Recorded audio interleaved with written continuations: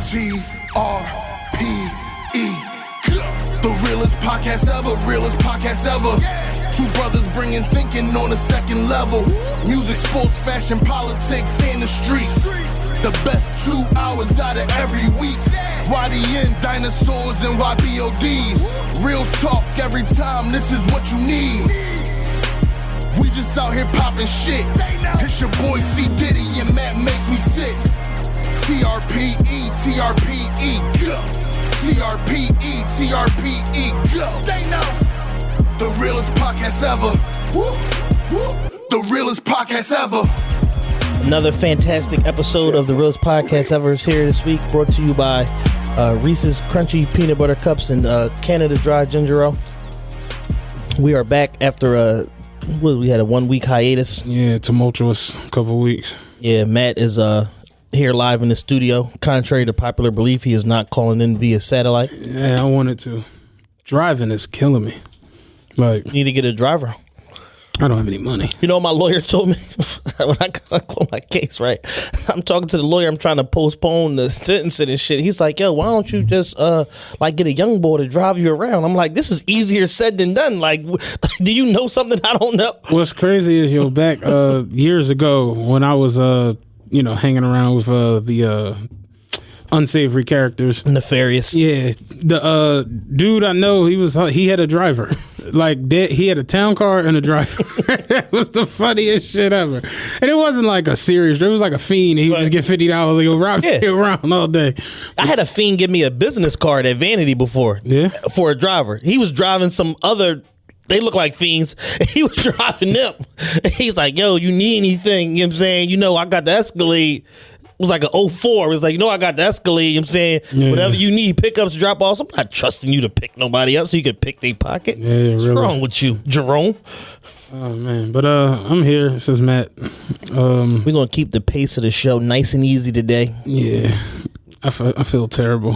Today was my first day. I was telling Chad, today was my first day, out by myself. And shit ain't going good. Nah, shit ain't go the way I thought it was going to go. I am not having it my way today. I want to get this shit done and get back in the house. But yeah, man, I appreciate everybody texting me, calling me, DMing me about the whole surgery. Everything went fine. I've just been pretty much in the bed. You know what I mean? Right. My energy's so terrible. It's like I've been falling asleep at the drop of a dime. I fell asleep in the elevator the other day. Oh, shit. Yeah, I mean, doors closed and I was... Ding! Oh shit! Where we at? You know what I'm saying? You fall asleep fast. Right. So, but other than that, man, I'm here. What can I say? Yeah, I mean, I haven't been doing much. Nothing. Ramadan just wrapped up. The Eid was Friday, and I just, I be two places: Vanity Grand in the house. Can I ask you this? Are there multiple Eids or is it just one? No, it's multiple ones. Okay. It's like different locations, or have them and they'll have different stuff, whatever. But the whole thing is basically just morning prayer, the celebration. They got stuff out there for the kids or whatever. People exchange gifts and stuff like that. Okay. And which Eid did you go to?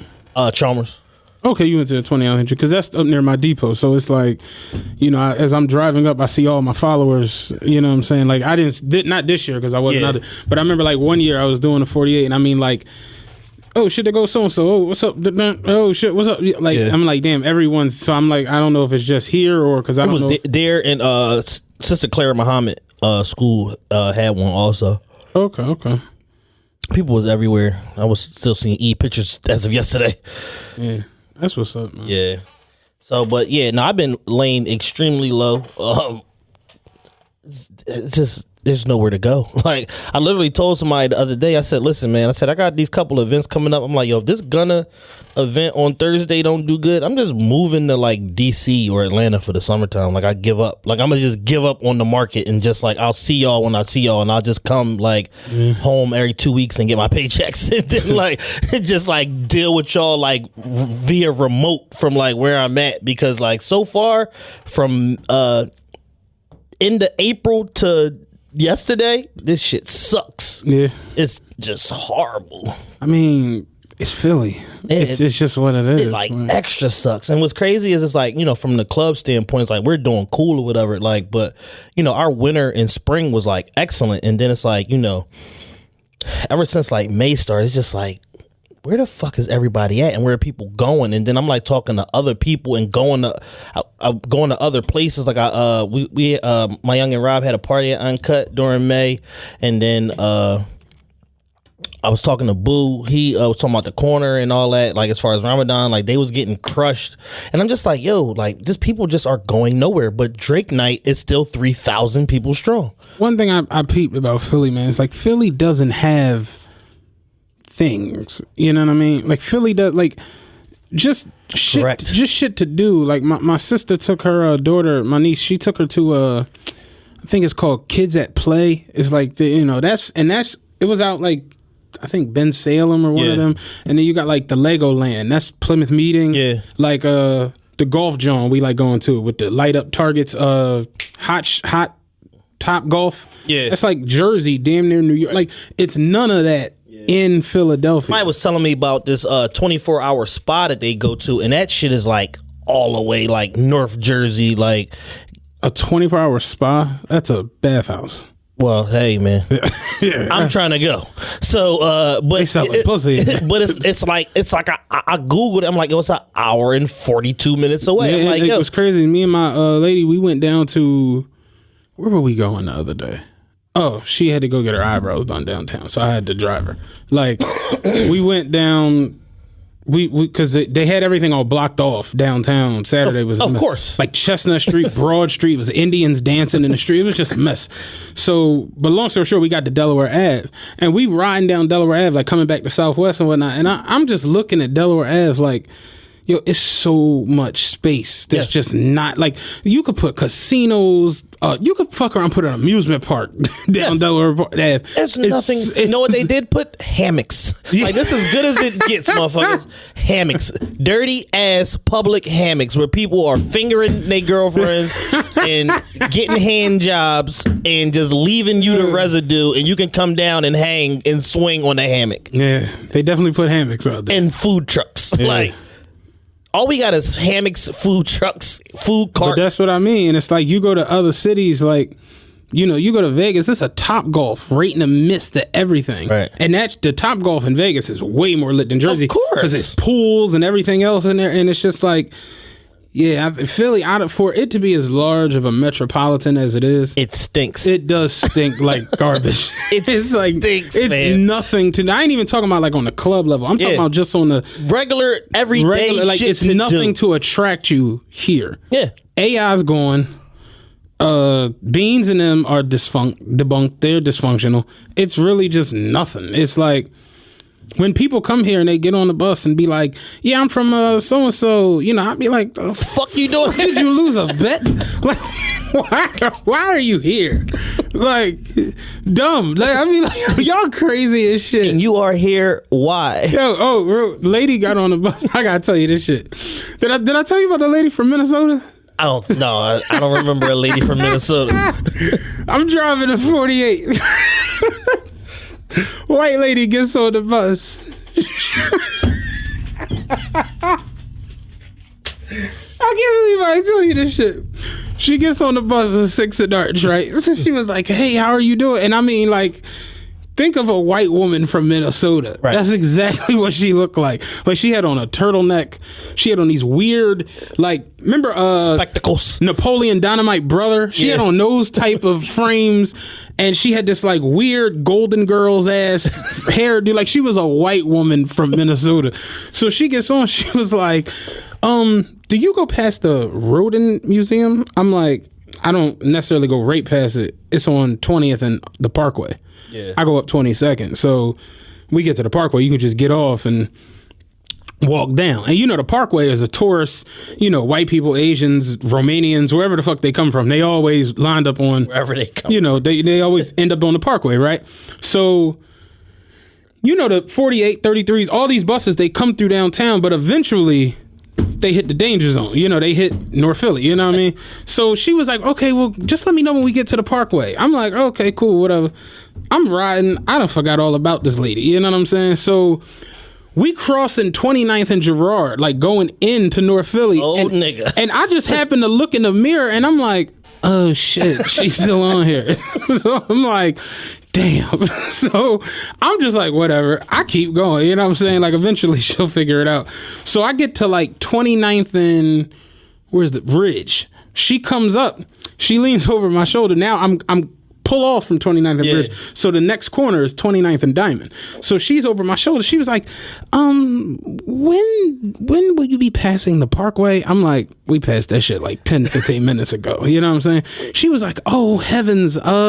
So what should I do? I was like, well, you can get off and go over on that side of the street.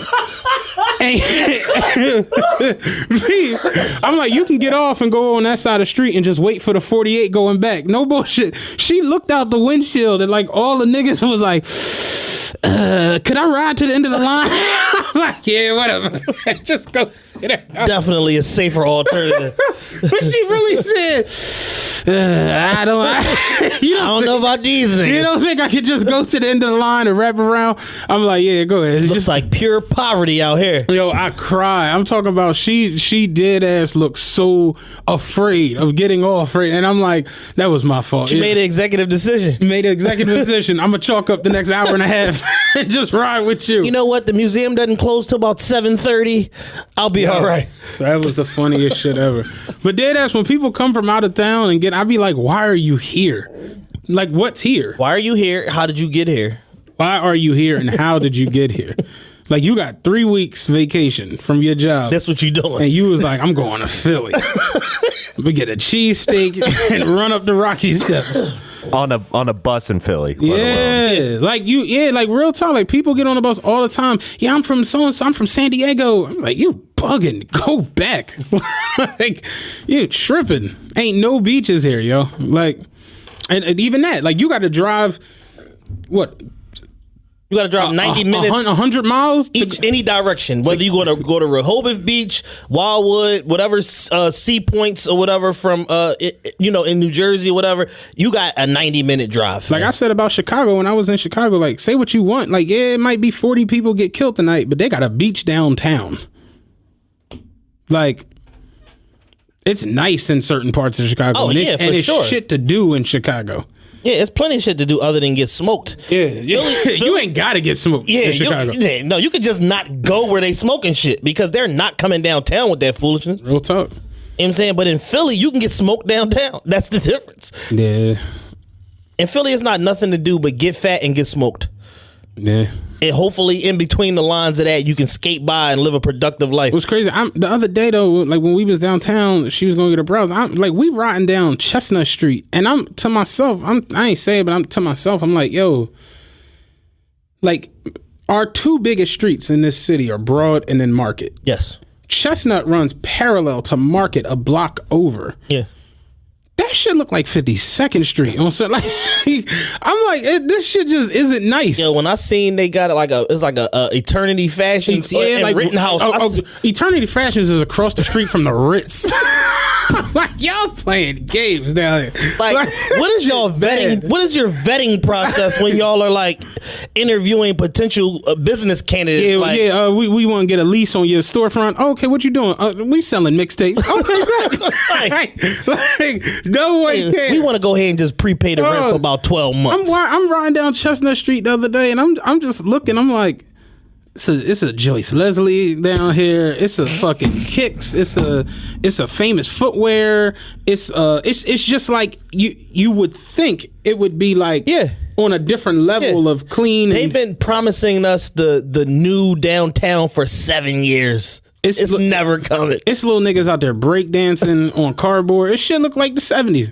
Old head dressed in the red dancing in front of models. You ever seen him doing this shit? It's like, shit, you ever seen him? He be in front of models doing this shit. I be like, yo, Chestnut Street depressing than a motherfucker. Yeah, downtown Philly. And that's our street right next to Market. And it get even worse when you cross Broad Street. Oh my God. Like when you cross Broad and you get the 13th, 12th, 11th, 7th and all that it's shit. It's ridiculous, dog. Until you get to the Jewish Museum, it's like a wrap. Like that's a whole dead zone of like disparity. It's a fucking methadone clinic on 9th and Market. They be out there stretched the fuck out, bugging. I'm like, yo, this is Market Street. And like... And a Burger King. And a 7-Eleven. Like, this shit really like a mini mart in the middle of Fallcroft.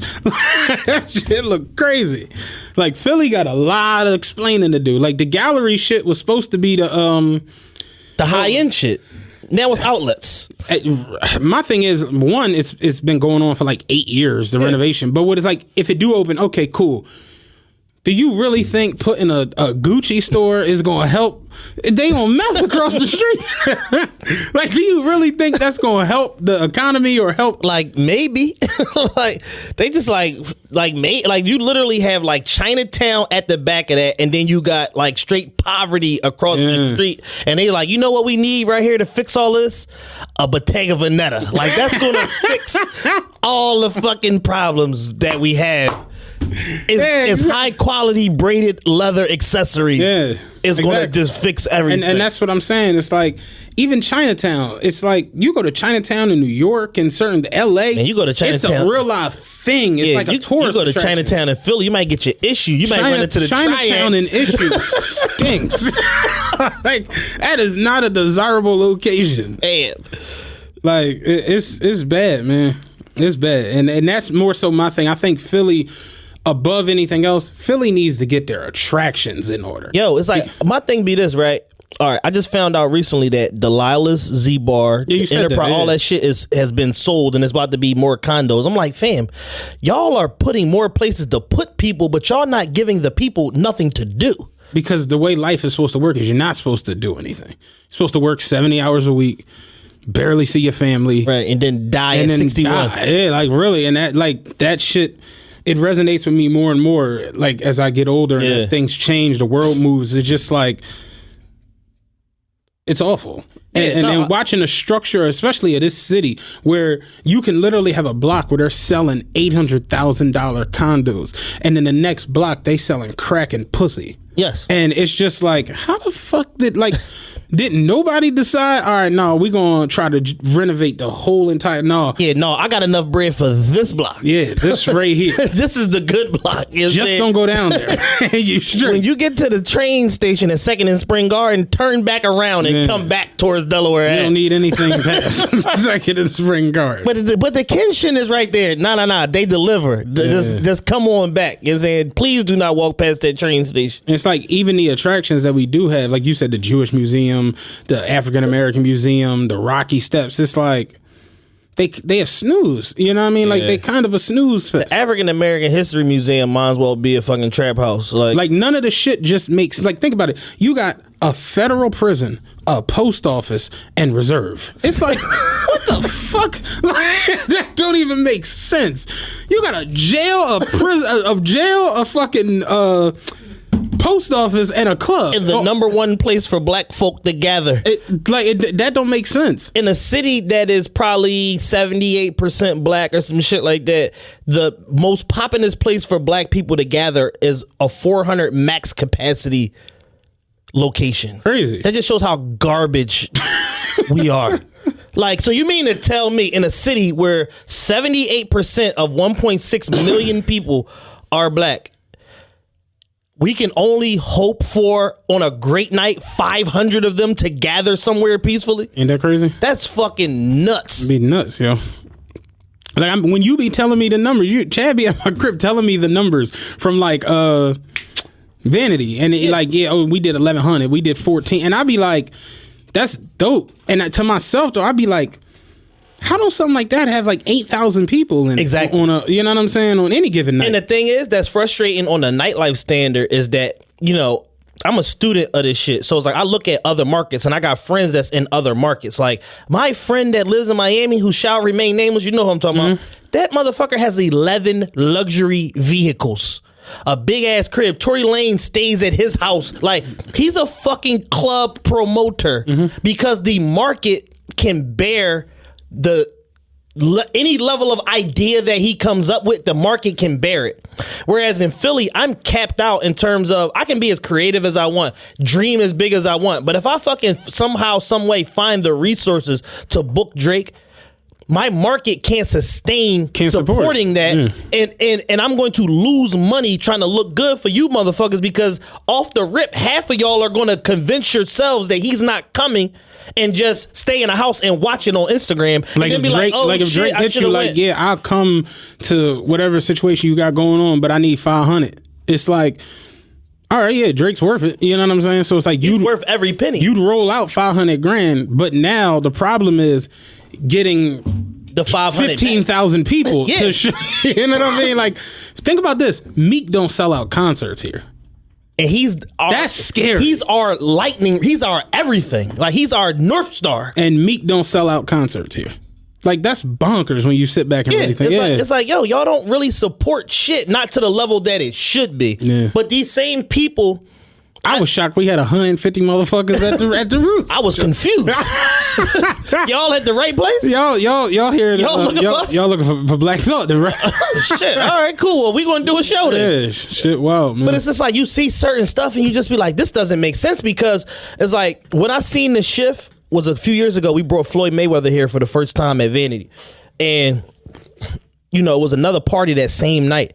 And people was literally like comparing that theme party to like Floyd Mayweather. And I'm like, yo, I'm super confused, because just 7 months ago, y'all was chasing this motherfucker around trying to jump the fence and rehab and this, that, and the third, trying to get close to him. And then he come to y'all city and y'all acting like it ain't about shit. So it's just like, yo, these are different type of people. Like, I don't understand these motherfuckers. Like, so it's like it got to a point where I just stopped trying to understand these people and stopped trying to appeal to them, and you just find other ways to when I see people be like, "Oh, I'm from a different era, different time period," I can agree to that to a certain extent, and it ain't even about like on some street money, drug money. Just the mindset was Absolutely. It just seemed different, because back in the day, when I remember we were 19, 20, 21, all we wanted to do was get downtown and be like, we didn't give a fuck. We like, talk about this all the time. Whatever it cost, we didn't care. Like, I remember going to different happy, we would wind up in happy hours where we was the only motherfuckers that wasn't lawyers.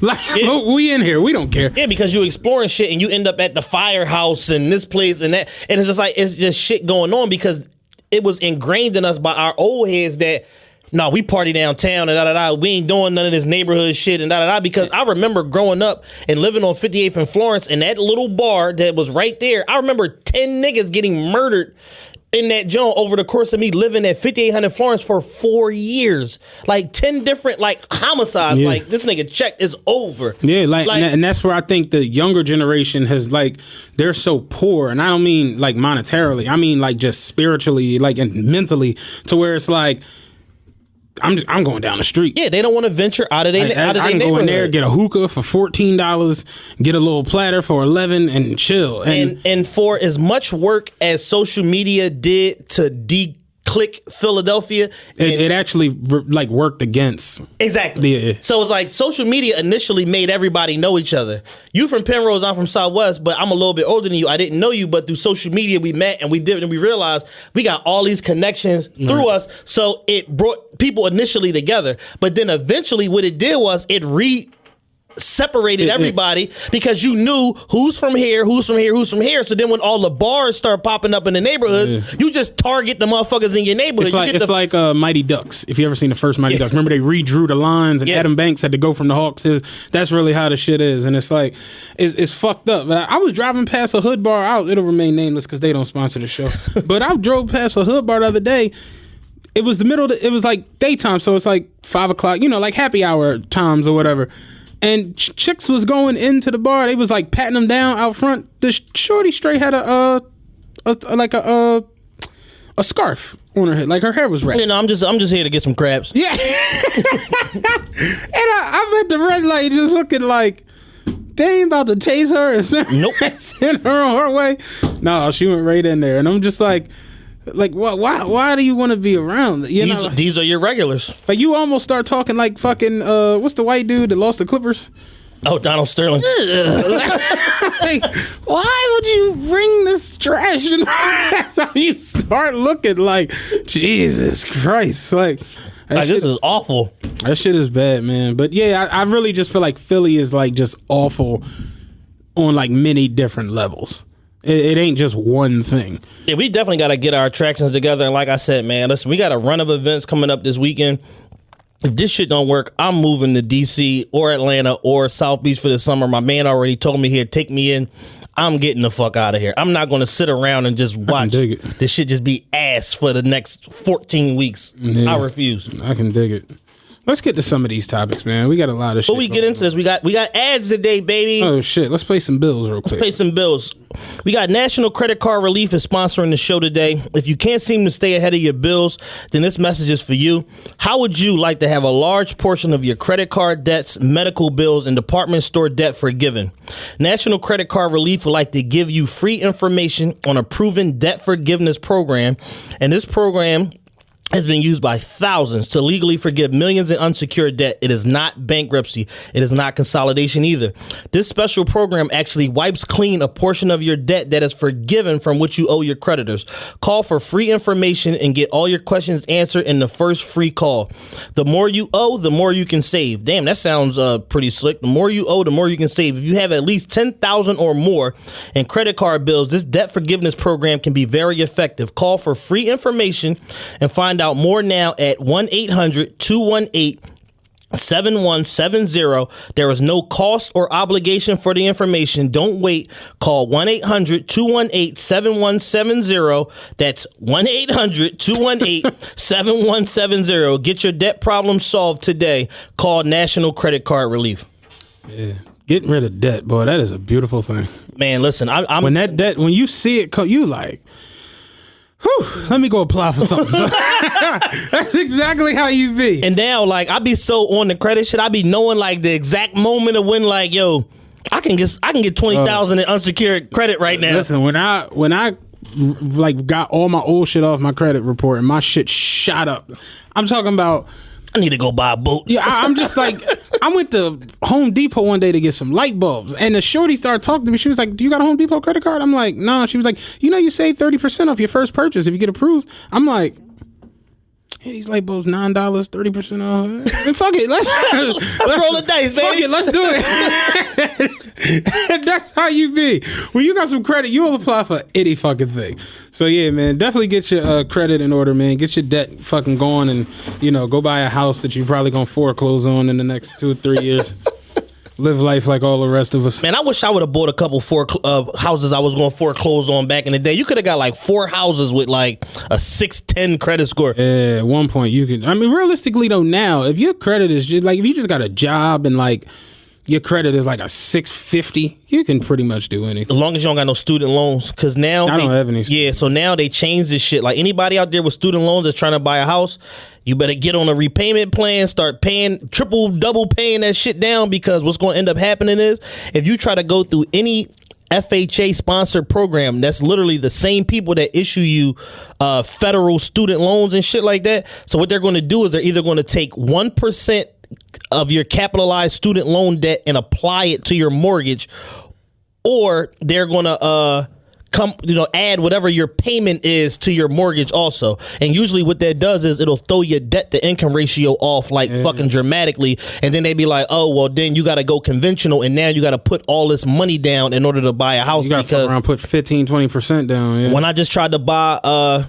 this triplex, they told me I was going to end up having to put like $40,000 down. And I'm just like, eat dick. No, I'm not doing that. So that's not gonna happen. So I'm gonna just keep flipping until I just can just go ahead and just buy the shit and own it outright. But yeah, that shit was like not making no sense. Government gonna find a way to win. They like the Patriots. Man. Yeah. we gonna figure like this the shit Patriots out. And the Spurs. Yeah, we gonna figure this shit out. That's crazy. I didn't even know that. Goodness gracious. Yeah, that shit is a headache, man. A headache. And it's like, yo, even if you make a lot of money, if you got 100 racks in fucking student loan debt, like, all right, well, there goes that. Like, you can cancel that. You're gonna have to go conventional.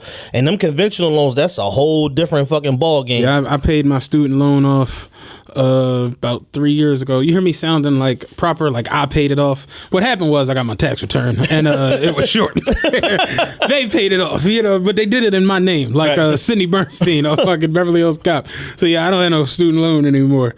But where you want to start? You want to talk about the Joe Budden podcast? Because I wasn't there. So. Yeah, I was live. I was there. Yeah. So this past Wednesday, I get a text message from my homegirl, Nisha, and she's like, yo, you still going tonight? I'm like, going where? She's like, South Street. I'm like, what the fuck am I going to? I told y'all I be in two places, Vanity Grand and in the house. So I'm like, go where? On South Street, like where? It's like, yo, you forgot you never bought your ticket. I'm like, bought my ticket for what? Like, I'm literally like confused. This shit went on for 10 minutes. She's like, yo, the Joe Budden podcast today. And I'm like, oh shit. I'm like, all right, cool. Well, let me make some phone calls because like I'm all access with Live Nation now and shit. So I'm like, fuck that. I ain't paying to get in. I'm gonna go. But the show was sold out. So me and AO went. And, we went down there. We got there a little bit late, but apparently the show started promptly at 8 o'clock, as promised. They did a 2-hour format. Joe Mall, Rory, and Parks on stage, and they basically set up the backdrop to look like Parks' crib, where they, record the podcast at. And I hated every minute of it. It was... It was fucking miserable. Like, was it really that bad? It was. I got like a lot of people because we had a lot of people that were there. That were yeah, like for TRPE sure. people, and they were hitting me like, yeah, no, this. Yeah, and the thing is, it's not that Joe isn't entertaining. It's not that Maul isn't dope. It's not that Rory doesn't have a cool perspective. It's just that they just kind of just showed up. Like they just kind of like might have been because they was in Philly. How was the crowd? I mean, it was a packed crowd. It was like 70-30, like 70% guys, 30% females. It was a lot of fanboys in the crowd, like a lot of niggas that wanted to take Joe Budden on the prom. A lot of niggas that wear the Yankee hats with the flaps. Yeah, a lot of niggas that ride bikes on the expressway, like them type of niggas. So it was just like, even like, it was like they talked a little bit and then it was like, well, let's open it up to some questions. And it was like from when I got there at 8:45 to when I left at 10 when it was over, it was all questions. And I'm like, yo, this is no way to run a show. What were the questions? Just from the crowd, like just random. Oh wow! Yeah. So it was like a talk show. It was like Sally Jesse, like Donahue, yeah, in old school too. Yeah. Ricky Lake, yeah. Like they literally had the guy Savon running around the crowd with the fucking mic, like letting people ask questions. And pretty much like the highlight of the show was that Gilly was there. They found out that Gilly was there, and they was like, "Yo, give Gilly the mic," blah blah blah. And then Joe asked Gilly a question, and then Gilly asked one back. And Joe's question was, which I put on my page, on Instagram, and Joe's question was, what Philly rapper is there or rappers is there that you don't understand why people think this motherfucker can rap? And Gilly had a really good answer, which was, I don't really, it's like Philly's like a bunch of rapping ass motherfuckers that we can't do nothing else, like we can rap. He's like, so for the most part, anybody that's like popping that got a fan base, like I understand why people like them because the ability to rap is there, so I can't really say that. Yeah. Gilly's question back to Joe was, how many celebrity asses have you eaten?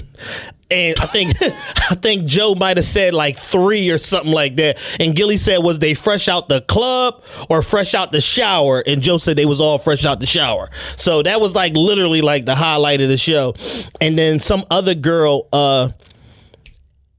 asked Joe, how do you keep your relationship spontaneous with such and interesting with such an age gap between you and your girl or some shit to that effect? And he was like a little taken aback by that question, but he answered it. What's the age gap? Who's he with? Sin Santana. The lesbian. Well, yeah. She's not a lesbian now. Clearly, she's not. She was with Erica Mena. Exactly. Everybody was with Erica Mena. Yeah, the industry is. So, how old is she? She might be like 24 or some shit like that. Yeah. So she started loving hip hop then when she was like 14. She's been on that shit for like 10 years. Yeah, that was what, 2013 when she first got on there? Because I remember booking her when it was too early. Like I booked her when it was too early and nobody gave a fuck. But I seen it and I was just like, yo, this is going to be like a thing. And we ended up booking her or whatever. And we might have broke even or made like some small money or some shit like that. But yeah, we brought her to Aura in Philly in 2013. And it was like a little bit too early for the shit. And then, now all the girls love her and want to eat her ass. Like, and Joe's like 47. At least like 80. Yeah. Some shit like that. But, old rappers is having it their way this week. But yeah, but what I would say overall, my main takeaways is that the TLA is a shitty venue. Yeah, knew that. That shit is like, we're better off. This is great. This is the Taj Mahal compared to the TLA is fucking decrepit and awful. Like the TLA looks like where the mob takes you when they tell you that you're gonna be a made man and then they hit you. Yeah. Like yo, beat Joey Walnuts out back in El Dorado. This is Joey Scaglione. They call him Joey Skaggs. Yeah. And then they blow your fucking brains out. But shout out my man Rob. He Italian. He a dealer at the casino. But we always got like racial jokes and shit. Of course. I was sitting next to him at the poker table one day. He was dealing, and Leak came through or whatever. And Leak was like, "Yo, I'm starving. You trying to go get something to eat?" And Rob was like, "Yeah, man, I got some fucking soul food out in the car. You know what I'm saying? We go out there, have a little sweet potato pie. We come back in here and play some poker." So I was like, "Yeah, go get the soul food out of my car. And when you're done with that, come down to the cab stand. We got some more work." Like, we do that shit all day. That's the only way to maintain a friendship. But I always tell him, because he be like, black people's names be so like extra and so long. And I'm like, man. no the fuck they don't. I'm like, my name Matt. His name Malik. I'm like, y'all be having last names like Pazienza and shit like that. Yeah, but we always go back and forth with the Italian black. Yeah, but that's my man. The TLA fucking stinks. So that's out. We're gonna X that off for potential. I went into TLA once. I ain't like it. I saw one of the best shows I ever seen in my life was at the TLA. Life Jennings. I went to a Life Jennings concert with my cousin, and he fucking murdered it. I went to a Wiz Khalifa joint at the TLA. Oh, you was early on Wiz. Then you went to the TLA years ago. Yeah, it's like 09. Raymond started something. Yeah. It was had to be 09 because I started in November. Yeah. Raymond started something. Dumb early on Wiz. He might not even have Black and Yellow yet. Nah. I only went because the tickets was free. Maul had them. Right. So it was like, fuck it, I go. I didn't even know who he was. It was just mad weed smoke in the air. I didn't even know what was going on, but I knew the building was awful. Yeah. And I remember because his Maul's brother, was it his brother or his step brother? Okay. Half brother. He worked there, so he would just get a bunch of shit. Like they had tickets for Wale. Like this is back when Nike boots at first came. Yeah. But that was the one time I actually went. Yeah, Wale I think has more sellouts at the TLA than anybody in like history. Like he sold out the TLA like 14 times. Oh, sure. Because they brought him. He came on his own a bunch of times on his own tours. It was a one-off show that was there that was really big when he had some record out. I don't know. And then he did the Heineken Green Room series like twice and sold the shit out. It was like every time it was like Wale at the TLA, guaranteed fucking sell out. But yeah, the TLA stinks. So sorry Live Nation, but the TLA stinks. We need to do an update on that immediately. And it's just like the presentation was bad because it's like, you can't really do much with the lighting and shit. It's almost like either you're gonna go full light show or just like the house lights is on. And that's what it was like. The house lights is on. I can see all these ugly sons of bitches in here and like I wanna go home. Like I feel uncomfortable. Somebody's gonna stab me. It was like mad like Diggable Planets fans or some shit in the crowd. Like Diggable Planet. Yeah, I didn't have I was like, yo, hey, we gotta go. Like I didn't have a good time. My man the other day said he hopped in the car with old head from the gig. He's like, this nigga had on DOS effects. I ain't know what the fuck we was about to get into. About to smoke some wiggles, go shoot some motherfuckers. He's like, when the last time you heard a DOS effects song playing while y'all cruising? I was like, yeah, you got it. They want effects. Yeah, crazy as shit. We can get to the Tekashi shit later. I'm kind of over him right now. Rich the Kid. Oh man, have you been following that? Of course. See, this is the thing, and I was home all week, so I didn't go anywhere. So it's like every little thing that happened as far as nigga news, I saw every. He was the chief correspondent. I saw every little moving part of this shit. So apparently, Rich the Kid was staying with Tory Bricks. Yes, you have a history with Tory Bricks. You want to tell him about it? Do I? You told her to let her pee on you. Oh yeah. Yo, that was like a legendary tweet. That was a legendary tweet. Tory Bricks put some picture up, and I was like, "Pee on me," and the shit went viral. And everybody's like, "Hey, yo!" I'm like, I didn't think y'all cared this much. Like, but at the time, they was in this motherfucker mentions for like 3 days.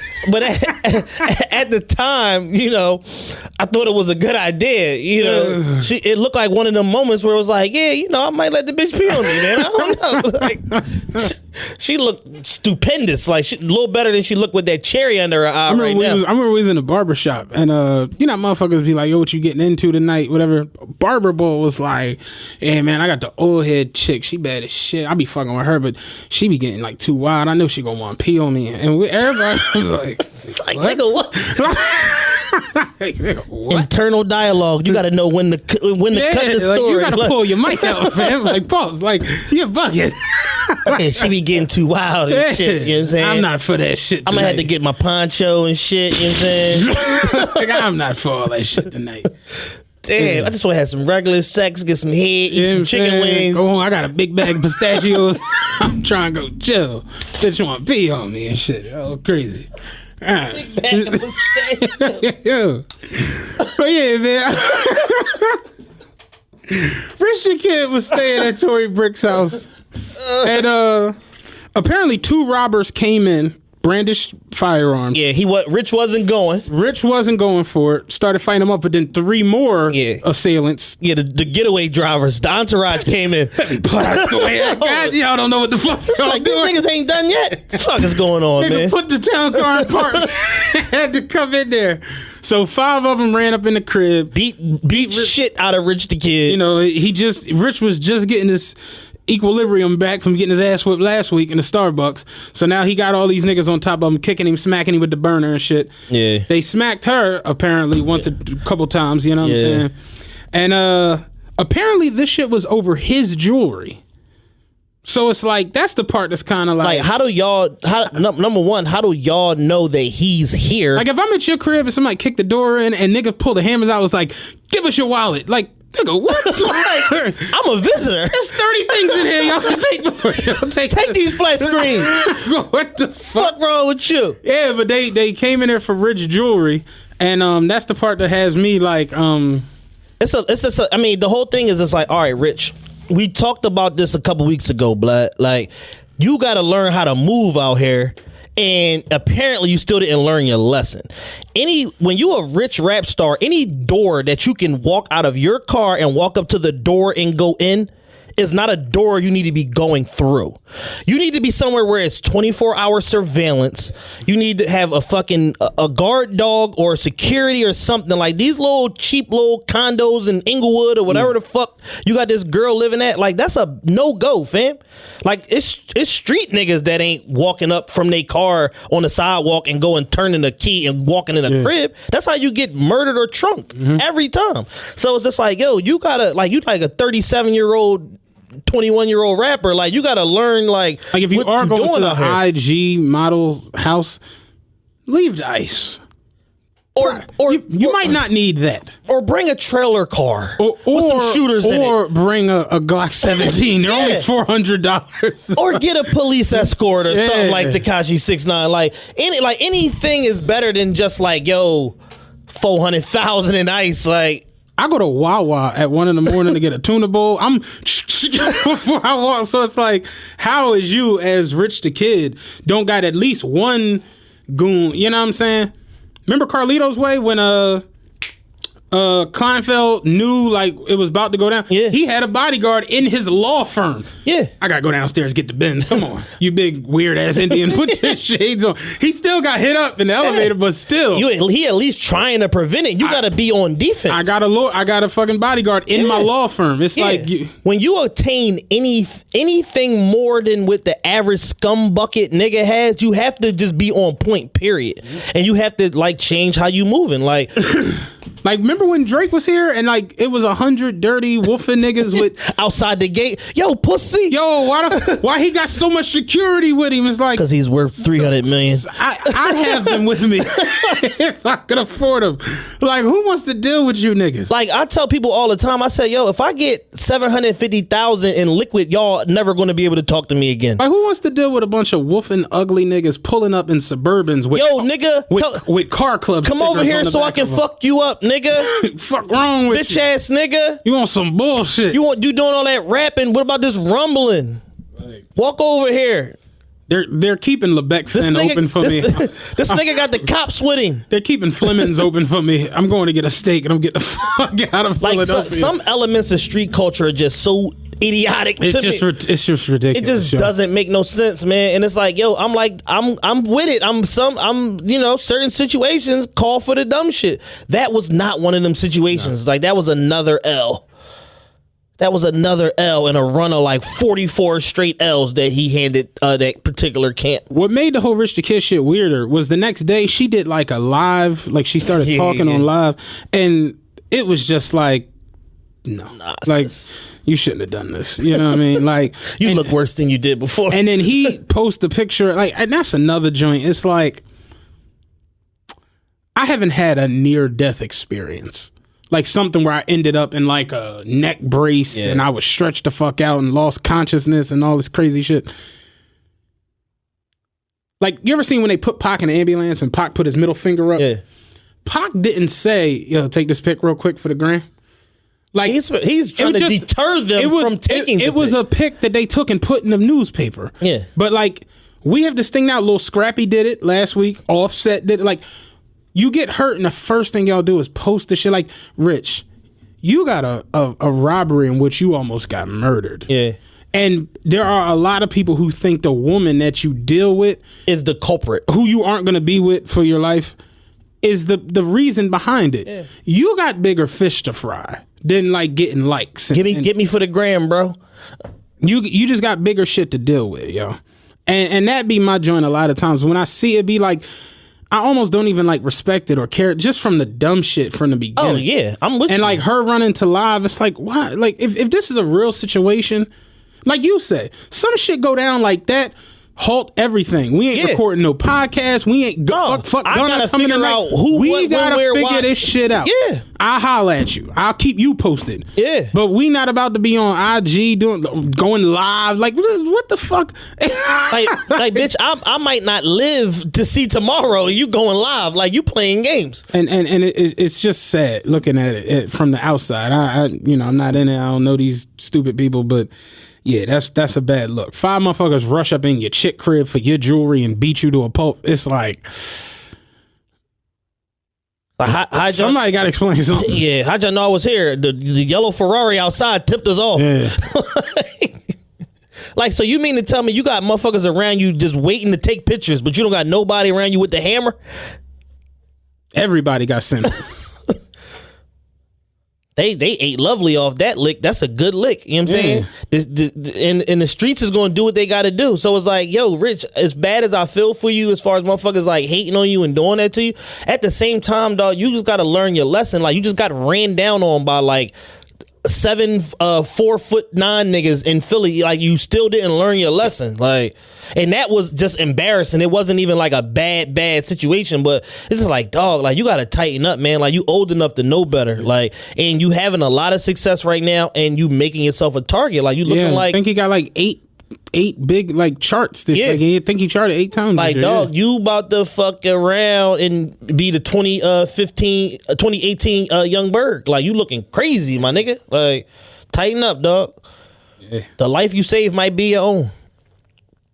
Yeah, he stuck up for her though. Said she ain't set him up. His estranged wife said, "Oh, the bitch did it." Yeah. Like, the game said, "Oh no, the bitch did." Like flat out. Game Straight said, "Nigga, you need to call me." Yeah. Like, you out here and when you want to move around, call me. Yeah, you need some help. Jesus. Like, call me, nigga. Yeah. Rappers go through hell. I mean, because, you know, the industry is the new streets. The streets is fucked off. Like, motherfucker can't really get no money out the streets unless you selling motherfucking one of 3 things: heroin, fentanyl, or car fentanyl. And if you get caught with any of that shit, you're going to jail for 100 years. So with that being said, niggas is just straight back to the robbery extortion game. Like, oh, we just gonna rob a rapper. Fuck it. Like, if they hit a $400,000 lick, even if on the conservative side, if they could go sell it for 200, you got 5 niggas, that's 40 bands a piece, depending on what level of however y'all busting it down. That's a good lick. Motherfucker ain't got to do nothing for 2-3 months. Rob another rapper.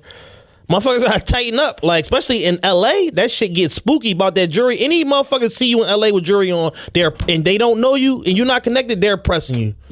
And it could be a little baby gangster. They're pressing you about some jury in LA right now. And that been going on for about 3 years now. Since when was the last time the All-Star game was there? 16. Yeah. Was it 16? Yeah, I think it was 16. So 16 or 15, one of them. Right before that, they really ratcheted it back up again with the robberies and boxing niggas in and all that shit about the jury and all that. Like, and ever since then, it just been like yard out with that jury shit. You know what I'm saying? So that's why niggas is paying for the protection, because if not, they gonna end up like Richard Kidd. I know, it was last year. The fuck am I talking about? So yeah, when it was like when they did the Team LeBron, Team Steph. Yeah, so right before that, like, motherfuckers like Game and other motherfuckers in LA, like, yo, if you got any form of jury on, niggas is at your neck, like, because that was a big thing at All-Star years ago out there. Motherfuckers getting boxed in, getting their jewelry taken, and all that shit. Because all like LA is such a like a big, a really big city with so many other like little shit around it. All it take is one wrong left turn to end up on a block you're not supposed to be in. And motherfucker will box you in. That shit take 10 seconds. Take everything from you. You know what I'm saying? That shit go left instantly. I don't have like a.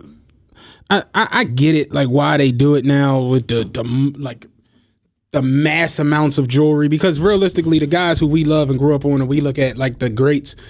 Excuse me. At one point, they were ridiculously chained up. And all yeah, absolutely. Slick Rick, all of them. Like Eric, yeah, I'm even going back to Eric being Rakim and all that. Like it's the culture or whatever. Jay-Z at one point wore a gazillion chains. Rick Ross had his head on a chain. You know, like we come from the shit. But it just I just feel like it just after a certain while it just looked ridiculous. You know, like it don't even look decent. You know what I mean? I like 6ix9ine shit. Like it shine real good and the rings look good, but it's just for what?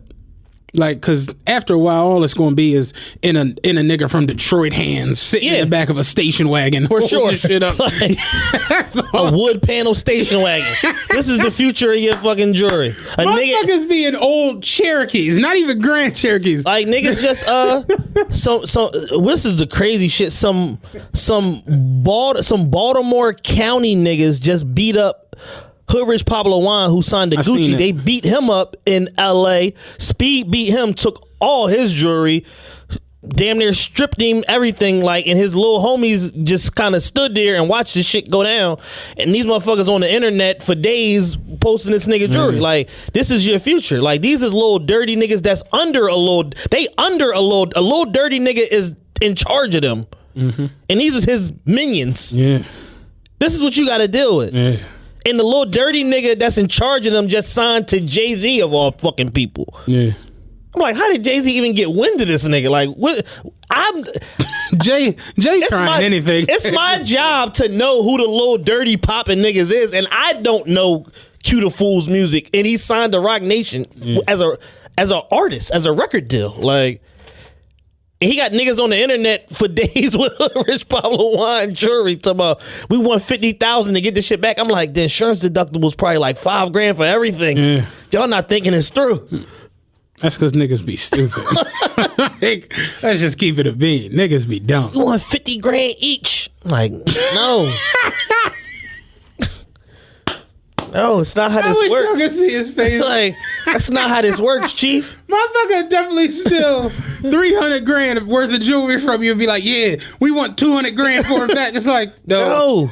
Keep it. That's what when Young Buck got the G-Unit spinner, the niggas took the joint from Young Buck. 50 said, I called a nigga on the phone. He's talking about, yeah, we want $50,000 to get it back. I remember my truck got broken into. The cop was like, yeah, we found your coat down the street. No, like, you didn't. No, you the fuck throw that shit in the dumpster. I'm about to call fucking State Farm and tell them what all got taken. Yeah. And that coat cost $3,000. Get it the fuck out of here. You better not found no coat. Are you kidding me? Yeah, we found your polo down. It was down. So whoever they took it, they threw it down the street. I'm like, nah. Oh, you found my fur Versace coat. I'm like, nah, that ain't mine. I would never wear a polo down. Yuck. like, dog. Yeah, when you have insurance and things get taken or fucked up or misplaced or whatever have you, it's I don't want none of that shit. It's a low key blessing. Yeah, all right, whatever. I don't want none of that shit back. Like, I be seeing we see chicks all the time on the internet destroying motherfuckers' cars and shit like that. I be like, that'd be so dope. Like when you ever see a car accident, I know this from wreck chasing. Like, you pull up to a scene, they come over to check for auto accident at Cobbs Creek Parkway and 58th Street. You know what I'm saying? You rip there. When you get there and you see somebody acting a fucking they ain't got no insurance. Donkey. And then you look over, you see the other guy, he's just on the phone chilling. It's like, that's where I'm going because he has the insurance. And it's just like, when you have insurance, you conduct yourself in a way different manner. Yeah, that's what I pay this bill every month for. Like, you hit my car, I'm not getting out screaming. Cool. take this shit to the fucking body shop. I need one of y'all to give me a ride to Hertz.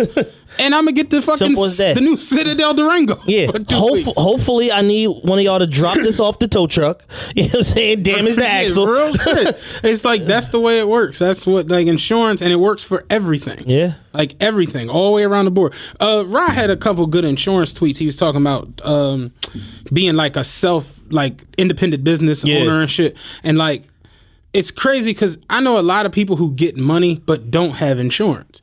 And I ain't talking about life insurance. Any insurance. Like just health insurance. And, you know, I had surgery last week.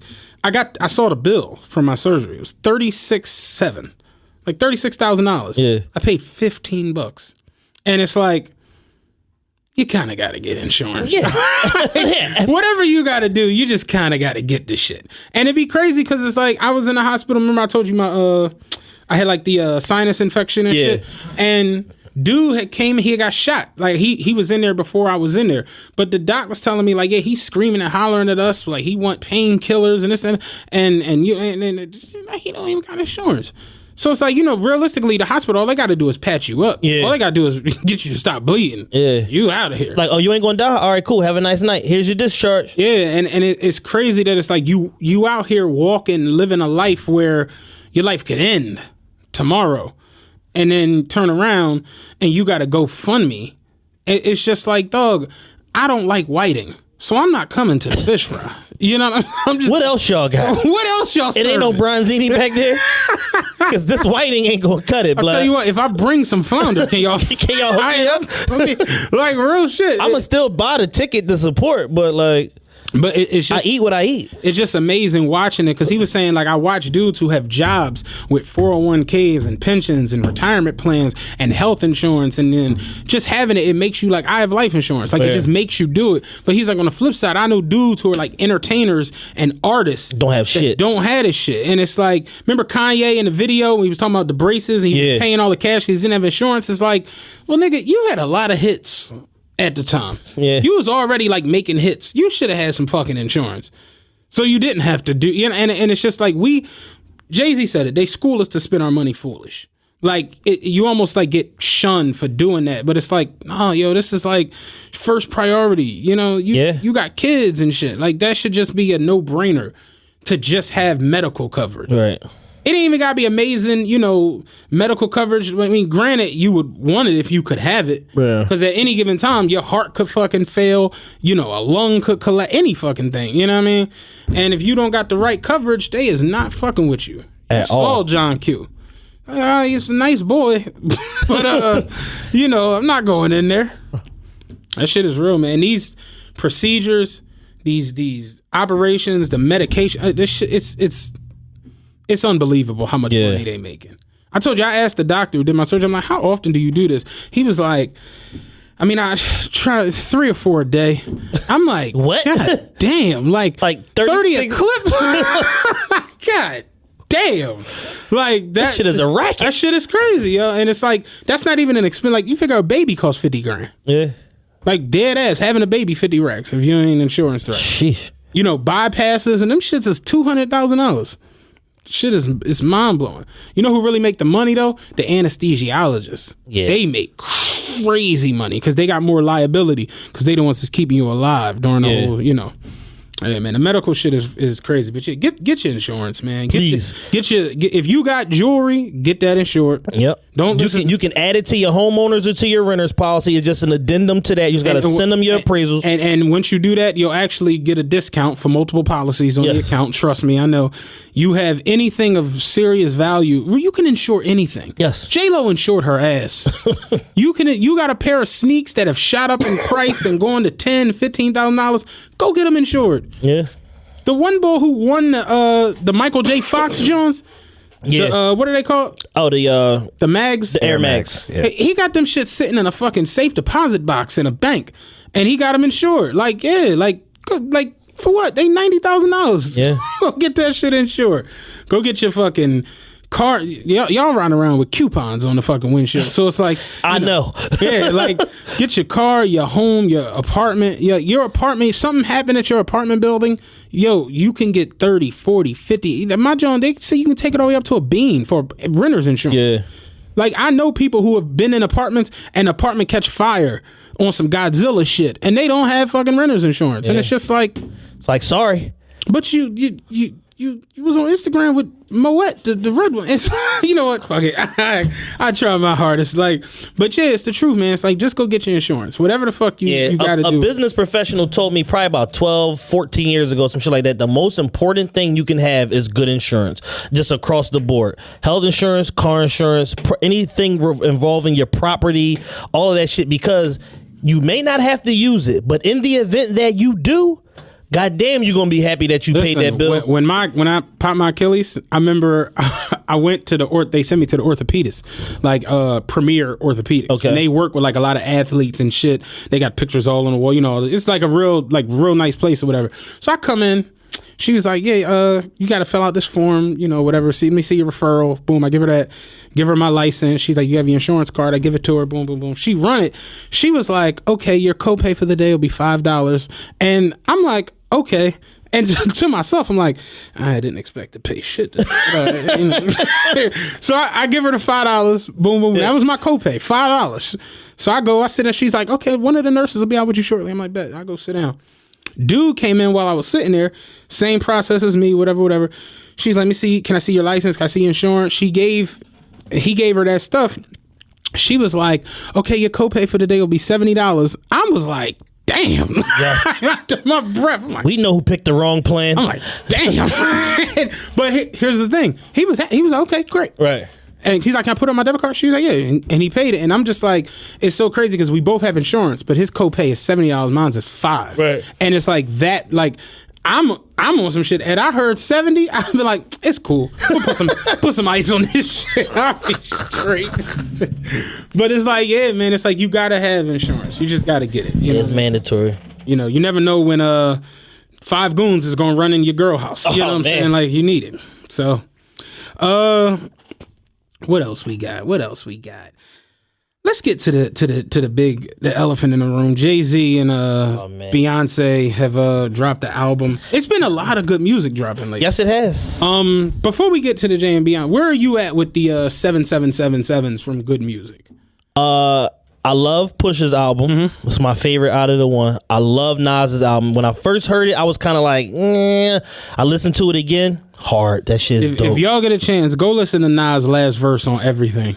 That's Don talk. Yeah. Like, not like he's really just like my first crib, 11,000 square feet. Like he was just going off. He said when he say some shit. I'm not sure if it was on Everything or another song. He was like, I got Fiends still owe me from '89. That was on the other. Hold on. I forgot the name. He was talking, man. White Label. Yeah, he was talking, man. Like the Nas album is hard as fuck. I hate Kanye's album with a passion. I actually like it. Kids See Ghosts, I like one song. I like one song, so I like one. Probably like the same song. Yeah, I'm sure it's the real thumping John. Oh no, 2 songs because I like that. Yeah, that shit. I love that song. All that other shit made me want to stab myself in the arm. And then Tiana Teller's album, I believe, is about to come out, and I think that's going to complete it. Yeah. So it's nothing from Chains or Sean. Or Sean, no. But you know the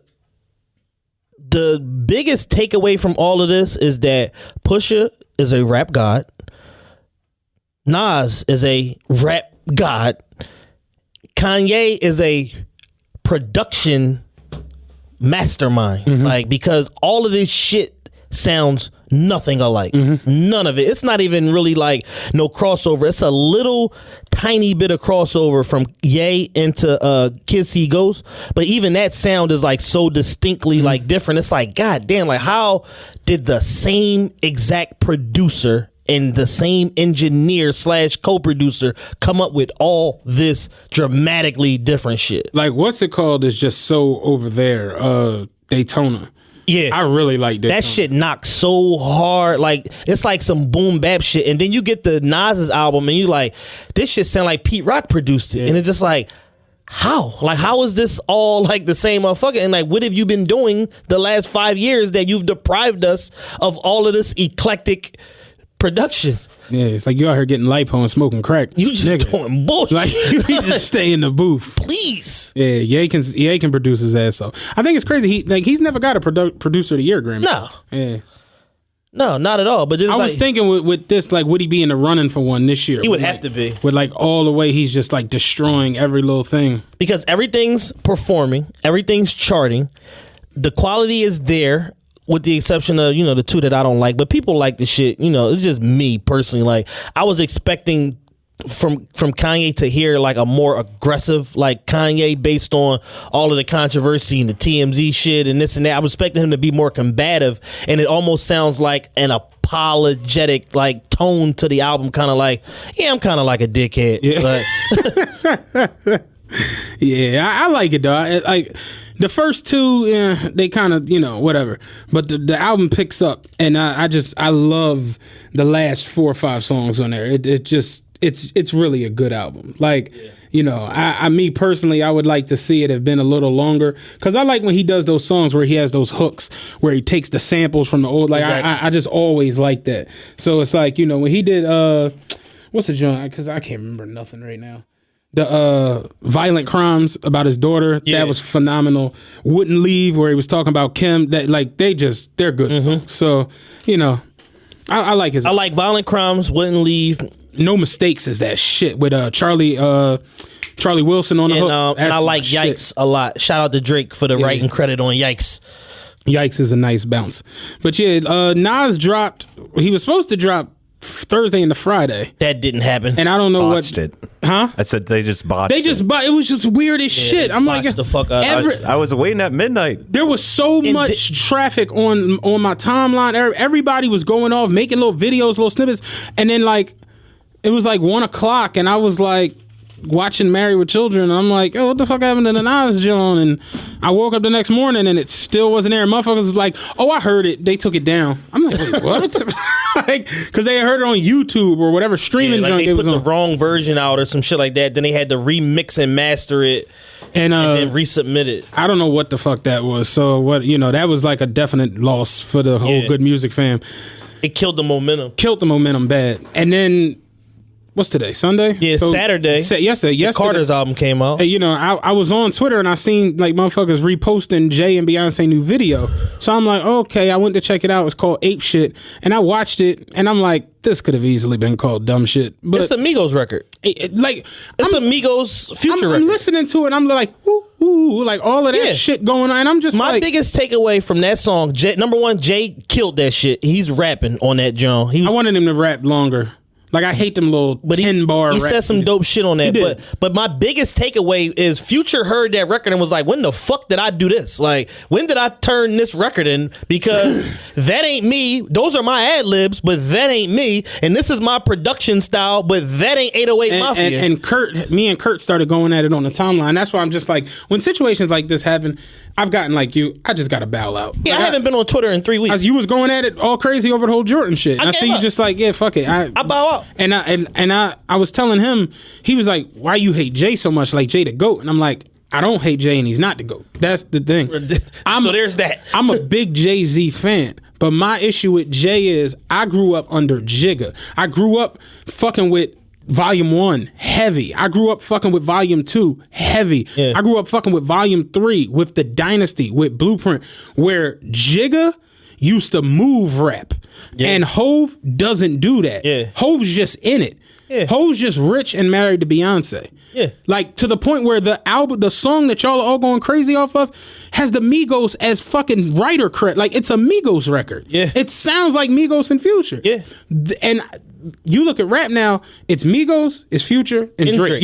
And it's the crazy part. Me and Chad had a conversation here. We always are like, when something go down, we'll call each other. Am I tripping? Yeah.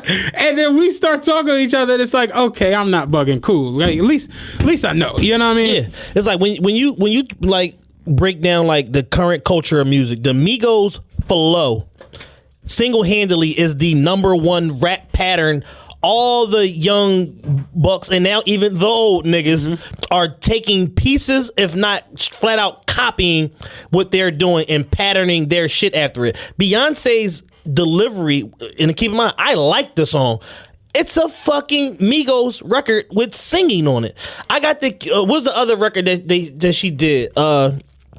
The joint for Khaled, Maybach. Maybach. That's it's a Future record. Now, it's an awful Future record, but it's a Future record, even down to the delivery and the drawl and the... That joint wasn't in the top 100 on the iTunes. With joint. 3 of the probably 4. 7... Well, no, but with 4 of the probably... You got a song with DJ Khaled, Future, Beyonce, and Jay-Z, and that's supposed to be a number 1 across the board. That shit not top 100 on iTunes. Like, that's what awful. The fuck? Like, and that's really what I think the music is for. I ain't gonna necessarily say B, because I feel like she's not in her prime, like to where it's like, 4 and Beyonce and Dangerously in Love and all of those type joints. Yeah. But like her last joint, Lemonade, was good. It wasn't a great joint, but it was a very good album. Yeah, I think Beyonce was better than that. Yeah, exactly. But like Jay's been on a serious deterioration as far as album wise, to the point where it's like even this joint, it's like you're doing a joint album with Beyonce. It's like, have you run out of every little thing you could possibly do? Because 444 just wasn't good. I'll argue with whoever about it. I mean, and it's a year later, and we're not talking about it, and we don't care. And Matt and Chad were right. Like, it just wasn't. It was a conversation starter and a conversation piece, but the musical aspects of it was not good. It didn't have no staying power. No. Just like the same thing I was listening to, and I'm the number 1 Migos fan alive. I love them young niggas. But I was listening to Culture 2 the other day. I'm like, this sucks. Like, there's about 4 records on there that's great records. I listened to it once. Bad Bitches Only, Walk It, Talk It. Obviously, Stir Fry is probably one of the best songs that came out in the last 10 years. That's like a transformational record. And then it's probably 1 or 2 others. But I'm like, this shit sucks bad. And I love them. You know what I'm saying? But I'm just like, you can tell they was just trying to ride off the momentum of the whole Culture shit, because Culture is a masterpiece. Then you come back with this piece of shit. But y'all brand is so big that and y'all got y'all feet planted in so much other shit that it doesn't matter. Drake with Views. Jay can't do that like, shit. Views is not in Drake top 3 best albums. It's not in his top 5 best albums. It's in his top 5. It's not in his top 3 though. It's not better than Nothing Was the Same. It's not better than not. Take Care. It's not better than If You Reading This Is Too Late. And I think it's like right there. So it's like, it's not top 3 though. Right. But that's what I mean. But if you look at the performance aspect of it, the shit really, really annihilated the charts. It annihilated Billboard, it annihilated actual sales. Yes. But realistically, I think for me, and I'm a Drake fan, I like 7 or 8 records on that album. It's like 20 something songs. And I was talking to Love about that the other day. Me and Love was battling a little bit about the Kanye record. He like, Kanye album not corny. I'm like, bro, the whole premise that an album that has 3, maybe 4 good records on there out of 7 cannot then be deemed a corny album doesn't make sense, because that's like me sitting here trying to defend Views as a Drake fan when I only remember I only remember 5 songs. So it's like, you know what the problem is? There's 20 on there. Yeah. So it's like, yo, when you have if you don't at least reach the half mark or whatever, or if it's debatable about if half the overall body of work, throw it in the trash. Now we can love however we feel about individual songs, but the overall project, it just didn't deliver, because there's so many records that fall into the same category. The production style is too similar. They sound the same, whatever like that, and they just end up being throwaway records. To where it's just like, yeah, I don't even remember half this shit. Like, only thing I really remember about Views is like Grammys with Future. Was that my favorite song was a Pimp C Joan. Faithful. That was that shit. Faithful. And then like the single. So it's like, yo, you had like 6, maybe 7 records that's just like that really, really stuck, and then the rest of that shit West is like, the Road Flows. That was dope. Yeah, it's like cut the deck with it. Like we don't even remember it. Like, and then when you go performance wise, More Life had less of the Drake the Drake rollout thrown into it, but it's a better project. Like, just hands down, it's just a better project. Yeah, More Life Reviews is definitely right there where you feel like number 4. Yeah, you're right on that. Yeah. Let me ask you this. How do you feel about Jay continuing to sneak this Drake?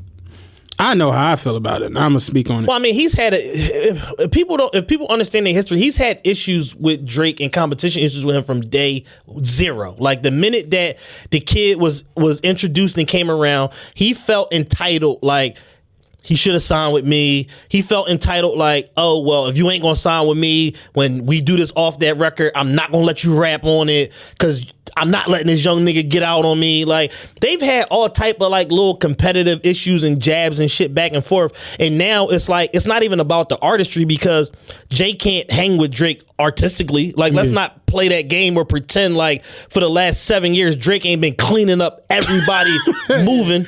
Yeah, that's what I was saying the other day. I was like, for the last like maybe since like Take Care in like 2010, Drake's been like a superbly better artist. It's not even close. Like, now Jay's had moments here and there, but in terms of being a full-time rapper, Drake been cleaning up everybody, and it ain't nothing against Jay. It just is what it is, because there was a period when Jay cleaned everybody up. It was a period when Wayne cleaned everybody up, and he was so hot, he made Jay and 50 go sit the fuck down. So it's like, just sometimes you just run into a motherfucker on a run where it's just like, it ain't nothing you can do about it. LeBron to the Heat. It just is what it is. It's just like, yo, you know what this is going to be. Yeah. It's just like, all right, it's LeBron, Wade, and Bosh. We know we going to the finals. What's going to happen when we get there? We'll figure it out. But we know we going. There's no way we ain't going. Like, it's like Kevin Durant to the Warriors. We know we going. We know what's happening. We know what's happening here. So it's just like, so it's like, all right, so then the conversation shifts into being about business. And that was my joint. Like, I saw people,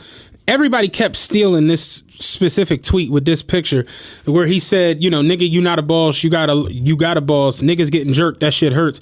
I take it personally, niggas rather work for the man than work for me just so they can pretend we on the same level. That shit is irking to me. And I saw a lot of people reposting that and taking it, and then they had a picture of Drake like looking angry. Yeah. And I'm like, it would be funny, and it would be like, not really. But like, my thing is like, it's not really true. In the words of Taxstone, not really. And that, like, and you know, people get mad at me. Oh, you too analytical, and I'll be like, well, I mean, this is the thing. If I tell you a duck can pull a truck, it's gotta pull the fucking truck. Yeah. Like, and when Jay says something like that, like, oh, you'd rather work for the man than work for me, it's like, okay, it's a clear shot at Drake for going to Apple and not fucking with Tidal or whatever.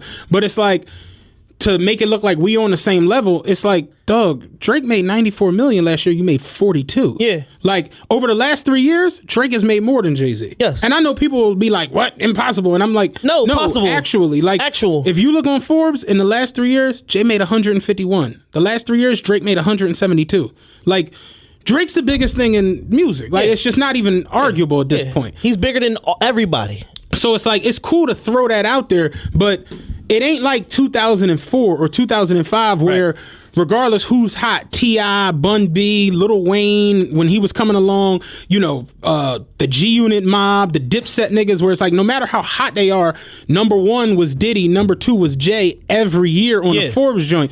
It ain't that no more. Because it's different money in music culture now, because the streaming fixed the money. Like, the money was leaking out of the music industry. The streaming shit fixed it, and the touring aspect fixed it. And like, when you look at the Forbes list now and you see Drake and The Weeknd and all, it's just like, because you know what the difference is? Jay did a 10-year deal or whatever, 7-year deal with Live Nation for $200 million. Drake did a 1 tour deal with Live Nation for $75 million, and The Weeknd did the same shit. And you know what he did? Weeknd got like 86, and he recouped this shit in 2 legs of his tour, to the point where they gotta pay him all over again because his demand is through the roof. Drake did a European leg with Future, and an American leg with Future, and a European leg with Young Thug. It's like, it's a different type of thing. Whereas every report that we got from the 444 tour is that slow ticket sales, they giving tickets away, they doing this, they doing that, they trying to stoke the demand, they trying to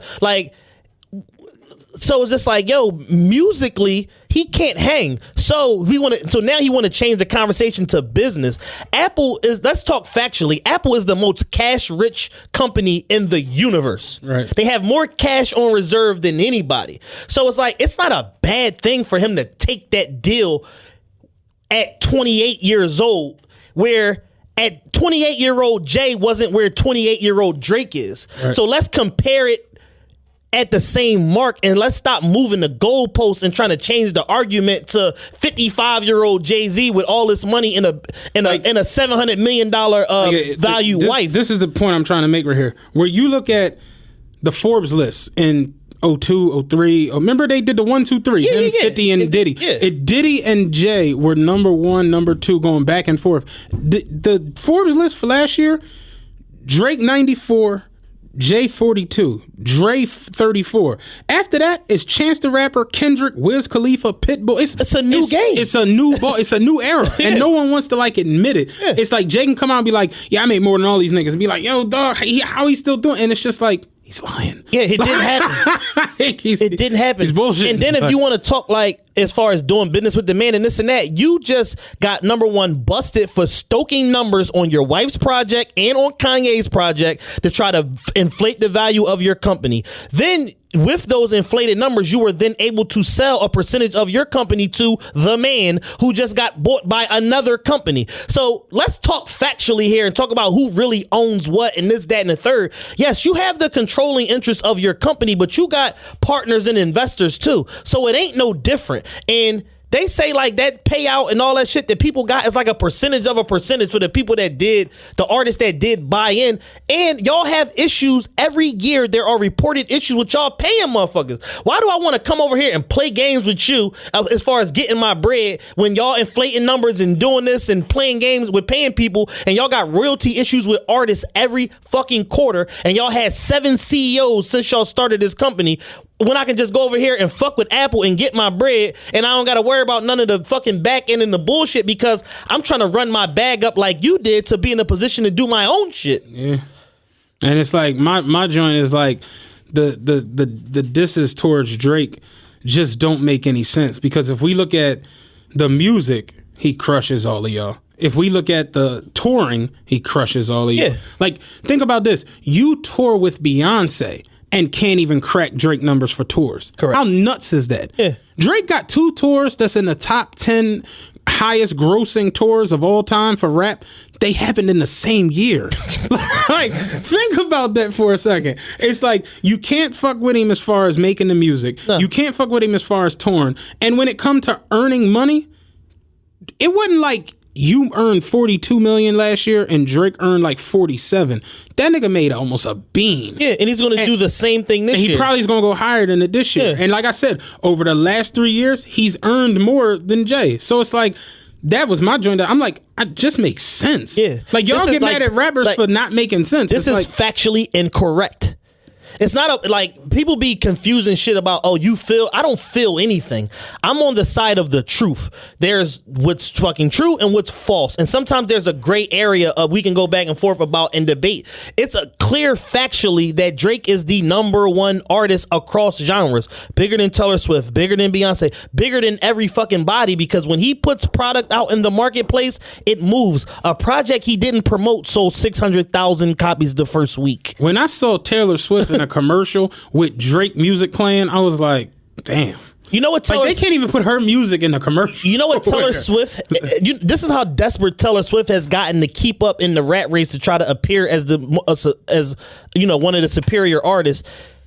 She sold tickets. She released the pre-sale for her tour the same week her album came out. If you bought a ticket to the concert, you automatically got an album. So it counted as an album sale. So if a fucking million people go out and buy tickets for your tour for whatever, you sold 1 million CDs. Like, no, you didn't. And that's You another, sold 1 million concerts. That's another thing when it come to Jay for me. It's like, Jay, like, he straight be pulling the wool over your eyes. Every and y'all be time. like, bet.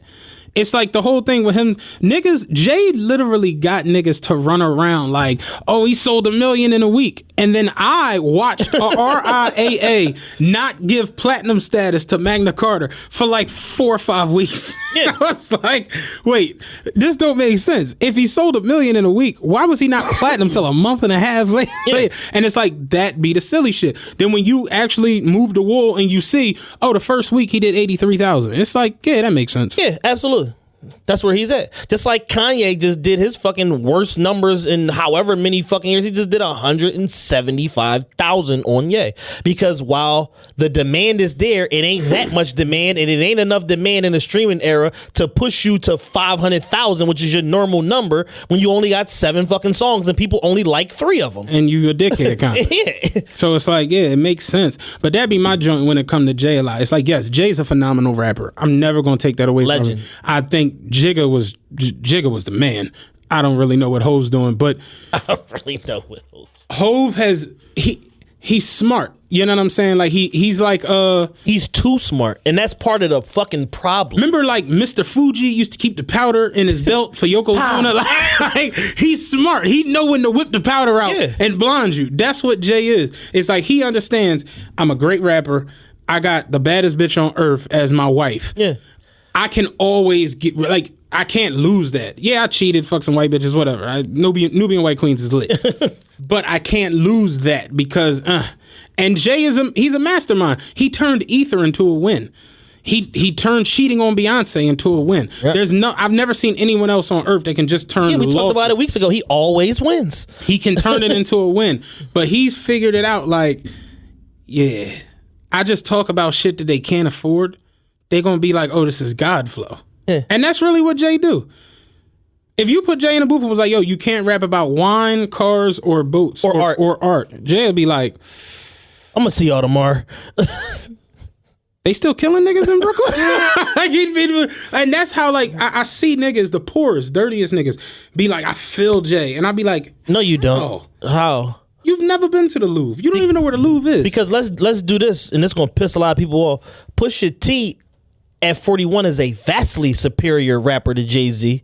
It's evidenced in how great Daytona and how depth lyrically Daytona is compared to 444 and how it's sticking more than 444 did. And he talks about shit that motherfuckers can't afford all the time, and y'all ain't running out to buy none of that shit because you don't. It's not Jay. It's not Jay. That's why I be telling like I was telling Kurt the other day, y'all are Jay stans. That's cool. Yeah. Just be it. Like, embrace it. Like I'm a Drake stan. I'm a LeBron stan. I'm a Kobe stan. Like I'm a Floyd stan. I'll just keep it a bean. Just be like, yeah, man, I'm a fan. So whatever they say, I pretty much rock with. Right. I don't really care if it makes sense or not. But my thing is, I can literally go into the book or go into the facts of anything. I'm a Kobe fan to the death. To the death. But when Kobe said last week, all I focused on was winning, I'm like, Kobe, no, you didn't. Stop. Like, what's the meme? Like, I'm a Kobe fan through and through. I personally remember Kobe going on Stephen A. Smith's show and like, yeah, I got to get the fuck out of here because they on some bullshit. You know what I'm saying? I remember the video of him in the parking lot coming at Andrew Bynum. I remember that shit. And I feel like that's another thing that happens too. Revisionist history is just crazy. Oh, man. Motherfuckers will go back and they'll straight tell you anything. Yeah, man, Martin, that's the #1 show in the 90s. No, the fuck it wasn't. Like, yes, I love Martin, but no, it wasn't better. It's our favorite show, but it ain't the #1. Seinfeld has 75 million viewers. Friends, like, cool out. But motherfuckers will just say anything in the hopes of somebody believing them. Yeah. And it happens more so often than not. And I see that with a lot of the things Jay do. It's like Jay literally just know I can go in there and talk crazy. And motherfuckers gonna eat it up. Eat it the fuck up. But it's like, and that's not me just being a Drake fan. It's me just being a realist. When you throw shots at him about him working with Apple and not working with you so that he can pretend he on your level, it's like, Jay, I just keep it a bean with you. Drake been past you for the last 5-6 years, yo. Yeah. Like, I'm sorry. Yeah, you got Beyonce. But here's the thing. Like, people gonna be mad at me. Jay was never at peak. Jay was never bigger than Views Drake. He was, never. It just is category. If you think so, you're wrong. No bullshit. I said it the other day. I'm like, yo, for Drake to do like 5 mil on views in a dead era, and they said 27 million. They said 80% of the copies Pure was actual physical copies. So it's like if Drake sold 5 million on views in 2016. And then had the fourth biggest tour in hip hop history.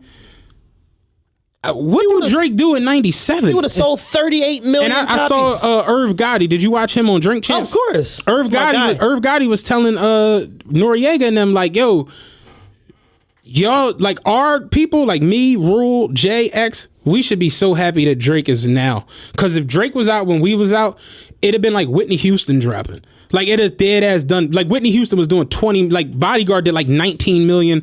Like Drake would have been doing that shit. You know what I mean? Like he'd have dead ass been like one of the biggest selling artists ever. Like, cause he'd have easily done 15, 10 every time he dropped just because you got Brooklyn, you got New Jersey, you got Inglewood, you got Compton. Like, y'all niggas don't even be having your whole state. Right. That nigga got a country. Yeah. So it's like that just comes. That's a different ball game you dealing with. Like, everybody in America could be like, I don't fuck with Drake. It don't matter. And he got a country. Like, that shit don't end. You know what I mean? Yeah. Like, as many people now have literally, like, they're kind of over Drake and they're happy about the Pusha I was T Drake diss. fatigue like a motherfucker right now. When Scorpion dropped, it's gonna do insane. Yeah. Like, think about this. Pusha T dissed Drake, and I mean, killed him. I even took it. He won. Put him in a box. Smothered him. You know what the number one song was the next week? Nice for what? Like, motherfuckers was listening to the Pusha Joe like, damn, he killing Drake. Let me play Nice for what? He just got it. It's his and he got it. Yeah. It's just you. It's just one of them things. Did you hear about Drake talking to DJ Academics this week? Academics is such a clown. I tried to watch the video. I watched it like 3 minutes. He's hard to stomach. Yeah, the video was like 9 minutes. I was like, there's no way I'm gonna make it all the way through this. I made it through the whole video. Basically, what he's saying is he said he had an actual conversation with Drake. He said Drake wanted to clear the air and was like, listen, because somebody sent Ack a bunch of Drake records. Somebody in his camp. Somebody in his camp sent Ack a bunch of Drake records, and it was songs that are on Scorpion and Songs he did for other people. hit records that he did for other people that are out now in the marketplace that have gone platinum or whatever the fuck that they did, and they were his references for the other motherfuckers. So he's like, there's a rumor that he took shit out of the Pusha T diss record and made it into a regular song. So he was like, that didn't happen. He said, but listen to this album very closely. I'm telling a story in this shit, and you're gonna understand the who, what, when, where, and why of a lot of shit that's going on right now. And going back to the Meek shit, it's been a conglomerate of motherfuckers trying to end Drake because he don't fuck with Jay. Because You think y'all teaming up is scaring us? Y'all stay at the Sheridan. Like, exactly. all that shit is embarrassing. They tired of that shit because he's making all the money. He's keeping it within him and his team. He's not breaking bread with none of these motherfuckers, and he's fucking everybody's bitch. And they're tired of it, and they're trying to get him gone. For those of you that do not know, I don't even think we didn't have a podcast at the time, so I don't think I've ever told this story in the podcast. There was literally like closed door meetings when that fucking when Meek was decided I'm gonna go full fledged against Drake, and it was Jay, and we gonna get Swiss to do the beat, and Jalil, and this. It was a whole everything because they was like, we gotta end this is what we need. This is what we've been waiting on. We gotta end the nigga. And Drama bitch ass was in on it, and his wife exposed that on Twitter that he was in on it, and he was mad at Drake because he turned, if you're reading this too late, into an album instead of a Gangsta Grills and this and that, and now he's fucked off, you know what I'm saying, and he's pushed out of the circle and all of that shit. So it's like, yo, all of these people, literally like companies, the whole Rock Nation building was dedicated to giving Meek the resources to end Drake. That shit is crazy. This, you talking about a billionaire is dedicating all his resources to end another rapper. And Drake dropped the diss track that sold 4 million copies and got nominated for a Grammy. They got 2 billion streams or whatever. Woo. And in reply to all that shit y'all just did, here's how I respond. Like, yo, I tell you all the time, man, when Chung Lee told Bison on Street Fighter, you burned my village, you enslaved my people, I'll never forget that day. And he like, I don't know what you're talking about. She's like, you don't remember? He's like, the day I invaded your village, greatest day of your life probably. It was Tuesday though. I have no clue what the fuck what do you mean about. Like, yeah, that Meek shit really was just like, whatever. That shit was crazy. We were driving to Rehoboth Beach. We was deep as shit. Maul was with Raw. We was all going down Rehoboth Beach. And I remember we were listening to the, what was the first joint he did? Charged Up. And we were listening to Charged Up, and then while we were down there, that was the Scary Hours night. Yeah. And I remember that fucking, when that morning, that fucking back-to-back hit, that was crazy. But yeah, that's kind of what my point when I say about Jay saying like he ain't on your list. Like, dog, if a motherfucker's not on your level, you ain't talking about him. You ain't dedicating your energy to him. You not putting all these resources behind trying to ruin the motherfucker and discredit him. Like, you're not doing none of that shit. Yeah. But every year, here you are. How do you feel about him coming at Ye throughout the album? I mean, that's probably to be expected. They got a weird contentious relationship, but then Jay's just so sneaky. It almost kind of disgusts you because he went on the Letterman interview and made it seem like, oh no, that's my brother. We gonna work it out. Blah blah blah. Like, you know, people go through shit. Woo woo woo. And Ye didn't say nothing about him. And Ye on his love shit, and then Jay dissed him. So that's kind of whack. Yeah. Did it? It's like it's expected. I didn't even think about the Letterman. Yeah, you're right. But it's like it's kind of underhanded that, you know, you would use you and your wife's album to burn your ex-man who really like is the reason why you were able to become president of Def It's like Jam. when Gotti hit the boy, Willie Boy, the Indian boy, Willie Boy Johnson. That was like his man's growing up. Yeah. And he got jammed up on some shit. And I remember reading the shit. He wound up giving information to the cops, but he didn't testify. Like, he didn't snitch on Gotti. Right. But like Gotti, and like he called, like the cops was telling him, like, yo, you got to get the fuck out of here. Like, you got to go on the lam. Yeah. And he called John Gotti and was like, yo, look, I'm sorry. Like, you know, and John was like, don't worry about it. Your career as a criminal, you're done. You can't do that anymore. But as far as your safety, you're fine. You ain't got to worry about nothing. Nobody's going to bother you. Put my word on that. He got shot 19 times. like, nobody's gonna do anything. let's go get something to eat though. Come through. Come through. Like, yeah, so Come down to TLA real quick. yeah, real shit. Come down to the TLA. You're getting made. It's your lucky day. Yeah, man. But yeah, I he had a couple good lines about the whole. I felt him when he was saying like, I ain't coming to nobody nothing when we beefing. I can dig that because that's when you beefing with your chick, you be like, shh. That should take a lot out of you. It take a lot out of you, dog. A whole lot out of you. So, you know, one thing I think though, Jay, motherfuckers was like, he's still salty about Ether. And I honestly don't think it really had nothing to do with Nas. I think it was just some more so to bust up the whole. Yeah, Nas is collateral damage. Yeah, like It's like if they could have got the album done sooner, they probably would have and got. they'd have done it when Ye released. Done it when Ye released. Yeah, absolutely. Because it was Ye had got a little stuck in the muck about getting his shit out on time and all that too. He did better than they did with the Nas project. The wild thing with me with Jay and Beyonce is watching the stans work on social media because I'm a Beyonce fan. Yeah. I went to her concert. I had a good time In the rain, no doubt. in the rain with a poncho. I enjoyed myself. I have all of Beyonce's albums. I actually have a few of her early, like Dangerously in Love, and I have the actual CDs. Like, Yeah. I love Beyonce. I'm a Jay fan. I got Jay in my top 5 ever. But motherfuckers will be like, if you don't freak out when they do anything, then you hating. And it's like, no, I just had surgery. I ain't got the energy. You know what I'm saying? To like go to act like y'all. And I saw people last night like freaking out. Kim Kardashian posted on her story, you know, the MTV Movie Awards. Are they tonight or tomorrow? Tomorrow. They're tomorrow. But she's, I guess, presenting or she's there or whatever. But she was doing her fitting for the joint. So she had posted like them fitting her or whatever. And she has like cornrow twists in her hair. And you should have seen the comments. The people, and I'm just like, y'all are bugging. Like, y'all losing it.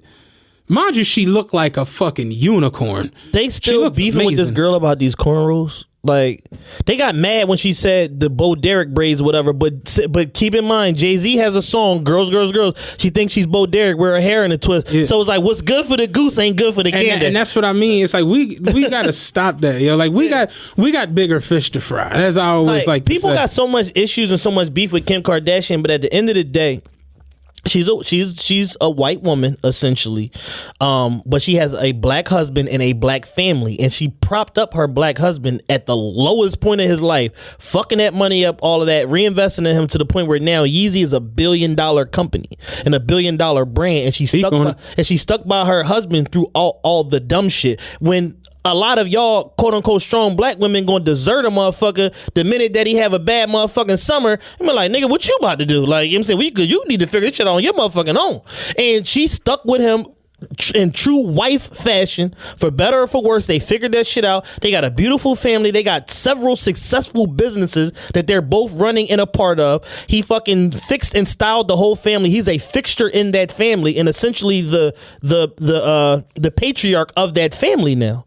And I don't understand. Like, the mother got a black boyfriend. Like, you know what I'm saying? So just like, yo, like, they fuck with, like, allow motherfuckers to fuck with y'all. Like, y'all want to push people away from y'all so hard. Y'all be trying to be too black, man, and I don't be feeling that shit. I feel like I always say to you, people got their picks. And it's like, no matter what happens, if you're one of the picks, they'll get on Kim Kardashian like, oh, she was fucking Reggie Bush, or oh, she was fucking Brandy's brother. What's his name? Ray J. Chris Humphries. And I'd be like, Beyonce was dating Marcus Houston in a plastic suit. And Nas and Pharrell. Like, Beyonce was a video girl. Yeah. She was in the video for Happily Ever After. Case. She's in the video for, this is the crazy part, Jay disses Nas for Shorty, you hold that ice. And Beyonce was in the video. Yeah. I mean, like, y'all just got your picks, and that's really what it is. It's like, ether happened, but to Jay stand, man, fuck, that shit ain't true. And it'd be like, nah, it's some facts in there. Yeah, there's some facts in there. Sorry, you know what I'm saying? I know I don't want to get you riled up, but there's some facts in there. And it's like when people be stands or something, they just can't be able to, like me. I'm a Drake stan. Drake lost to Pusher. He got annihilated. I'm a Kobe stan. Kobe not the second best player ever no more. Like, second best shooting guard. He ain't the second best player though. He the second best shooting guard. Yeah, but he ain't the second best player though. No. That's ship set sail. Yeah, you know what I'm saying? And it's just like, you got to be able to, like, you know, people get married and they love people and they cherish them, but there comes a time where they might get divorced because they fall out of love. And it's like, y'all just can't be realistic with the things.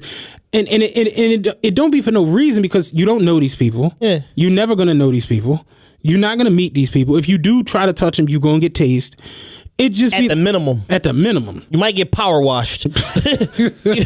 It might go totally, you might get mauled. Like, they might like do some cool shit, like sick a bear on you or something. You get hit with a power wash. I seen a chick get hit with her hand, got hit with the power wash, and the meat came off of the bones. Like, damn. Like, yeah. Yeah, that's what I'm saying. Like, you, like, don't try it. Like, it's not gonna go the way you think. Before we get out of here, two things I want to discuss real quick. Hold on, let me get this other ad out the way real quick. Hold on. I forgot. We got one more sponsor. Hold on. We had multiple ads. We're making money this week, Taylor. This week's episode of Realist Podcast Hour is sponsored by Blue Chew. And guys, let's talk about sex. Okay. Good sex. Now you can increase your performance and get that extra confidence in bed. My homies from Cali call it juicing. Yeah, I've heard that. So listen up, BlueChew.com. That's the blue, like the color blue. BlueChew.com brings you the first chewable with the same FDA approved active ingredients as Viagra and Cialis, so you know they work. You can take them anytime, day or night, even on a full stomach, and since they're chewable, they work up to twice as fast as a pill, so you can be ready whenever an opportunity arises. Holy shit, I need these. Blue Chew is prescribed online and shipped straight to your door in a discreet package, so no in-person doctor's visits, no waiting in the pharmacy, and best of all, no more awkwardness. They're made in the USA, and since Blue Chew prepares and ships direct, they're cheaper than the pharmacy. Right now, we've got a special deal for our listeners. Visit BlueChew.com and get your first shipment free when you use our special promo code, which is Wildfire. Just pay $5 shipping. Again, that's Blue Chew, BLUE Chew.com. Promo code Wildfire to try it free. Blue Chew is the better, cheaper, faster, and we thank them for sponsoring the podcast. We slinging Viagra and pills. That shit is lit. Yeah, so that's it. Yeah. Blue Chew. Yeah, but back to what I was saying, man, with the Kawhi shit. If the trade goes through, LeBron and Paul George are going to the Lakers. They were saying that if the trade goes through, it might be LeBron and Chris Paul. I don't want Chris Paul. I hate Chris Paul. I hate him. I would hate having to root for Chris Paul. I would be sick. I want to punch Chris Paul in the stomach. What's up with DeMarcus Cousins? Nobody's even talking about him. Like, if New Orleans doesn't pay him, he's a free agent, right? I think he got a player option. They got to sign him, though, for that trade. They only got a season out of that. Man, I'd love to see DeMarcus Cousins, LeBron, Kawhi, and Paul George and Wilt Chamberlain. Put everybody on that. Willis Reed. Yeah, fuck it. Walt Clyde Frazier. Nate Archibald. Get everybody the fuck out there. Bill Walton. Everybody. Fuck it. That would be dope to see, though, man. I hope that shit with Kawhi and him goes through. Hey, real quick, look, you want to talk about the gangster gauntlet? Because these little niggas is losing their mind. Yo, the gangster gauntlet continues. That's another thing I peep with Jay, using the Chief Keef line. Yes, and I'm the like, Finito that's line. how much the younger music influences everything. It's crazy. You're using Amigos flow with Future's production and ad libs, and then you use the Chief Keef line to open your verse. Youth culture dominates everything. Hip hop is and will always be a young man's That's why game. when motherfuckers be like, I don't fuck with Uzi, I don't fuck with Keef, and I be like, You're stupid. how? Because that's what influences Yes. all of this dumbass shit. Like when you see Drake do Look Alive with Block Boy JB and they doing that dance and like that shit come from the younger Yes. like ain't no 40-year-old niggas figuring out to do that stupid ass dance. It's like that shit is influenced by the like hip hop come from young niggas. All these old niggas we love, we all be like, yeah, LL been at it for 3 decades. That's cause LL started when he was a teenager. Right. You gotta fuck with the youth. That's just the way it go. But these two young niggas they out looking for murder and smoke. I don't get them. So the Gangster Gauntlet tour continues. This is, I think, our 3rd installment of the Gangster Gauntlet. Might be the 4th. Even worse. So Tekashi 6ix9ine started the this leg of the Gangster Gauntlet tour at MetLife Stadium in North Jersey. For Hot 97 Summer Jam. He was told repeatedly by Ebro, you will not be performing with anybody and you will not be allowed in. You are essentially banned from the premises and we want nothing to do with you or Treyway.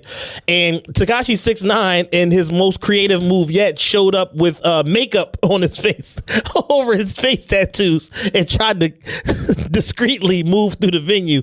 But he had 60 Bloods with him, so it kind of got derailed or whatever. Yeah. And he ended up... oh no, all them dudes in red ain't with me. Like what? So he ended up curbside, and instead of going in and performing, they ended up putting the beats on some guy out in the parking lot from a rival gang, apparently Loki Shmula or some shit like that. They put feet and hands on him. Apparently he ran, and the young boy Fetty Lucchini from GS9, he's the young buck that is about to get signed, I think, the Good Music, that's still on the street. He said, we have no affiliation with him because nobody from GS9 would have ran. So he's been denounced by GS9. So he's just an offshoot Crip that got hands and feet put on him outside of MetLife. Okay. So that's that. The second part of the Gangster Gauntlet tour is amongst Chief Keef and Tekashi, and Tekashi 6ix9ine was told you cannot and will not come to Chicago. So his reply to that was to sneak into Chicago on a red eye, get there around 1 a.m, peep the scene, survey shit, see where people are, and go to various places within the city between 1 a.m. and 8 a.m. and film himself in different places and strategically drop the footage when he was already on a plane and out of the city. So they told him, you won't come to O Block, blah, blah, blah. So he goes to O Block at like 4 a.m. when it was raining, films out there. You can hear the damn birds chirping in the background and the ground is wet. So they've then had young niggas on the internet turning into meteorologists and newscasters, finding the weather reports and matching it up to when whatever happened. And you was at O Block, but it was at 4:34 in the morning and this, that, and the third. I saw people like, oh, he came to O Block, but it was 5 a.m. What nobody out there. And motherfuckers was commenting like, fuck that, y'all real gangsters, y'all don't never lead a block. And I'm just like, yo, bugging, That's man. not how this works. Like, it's raining, we going in the crib. If you don't go to sleep, you're gonna die.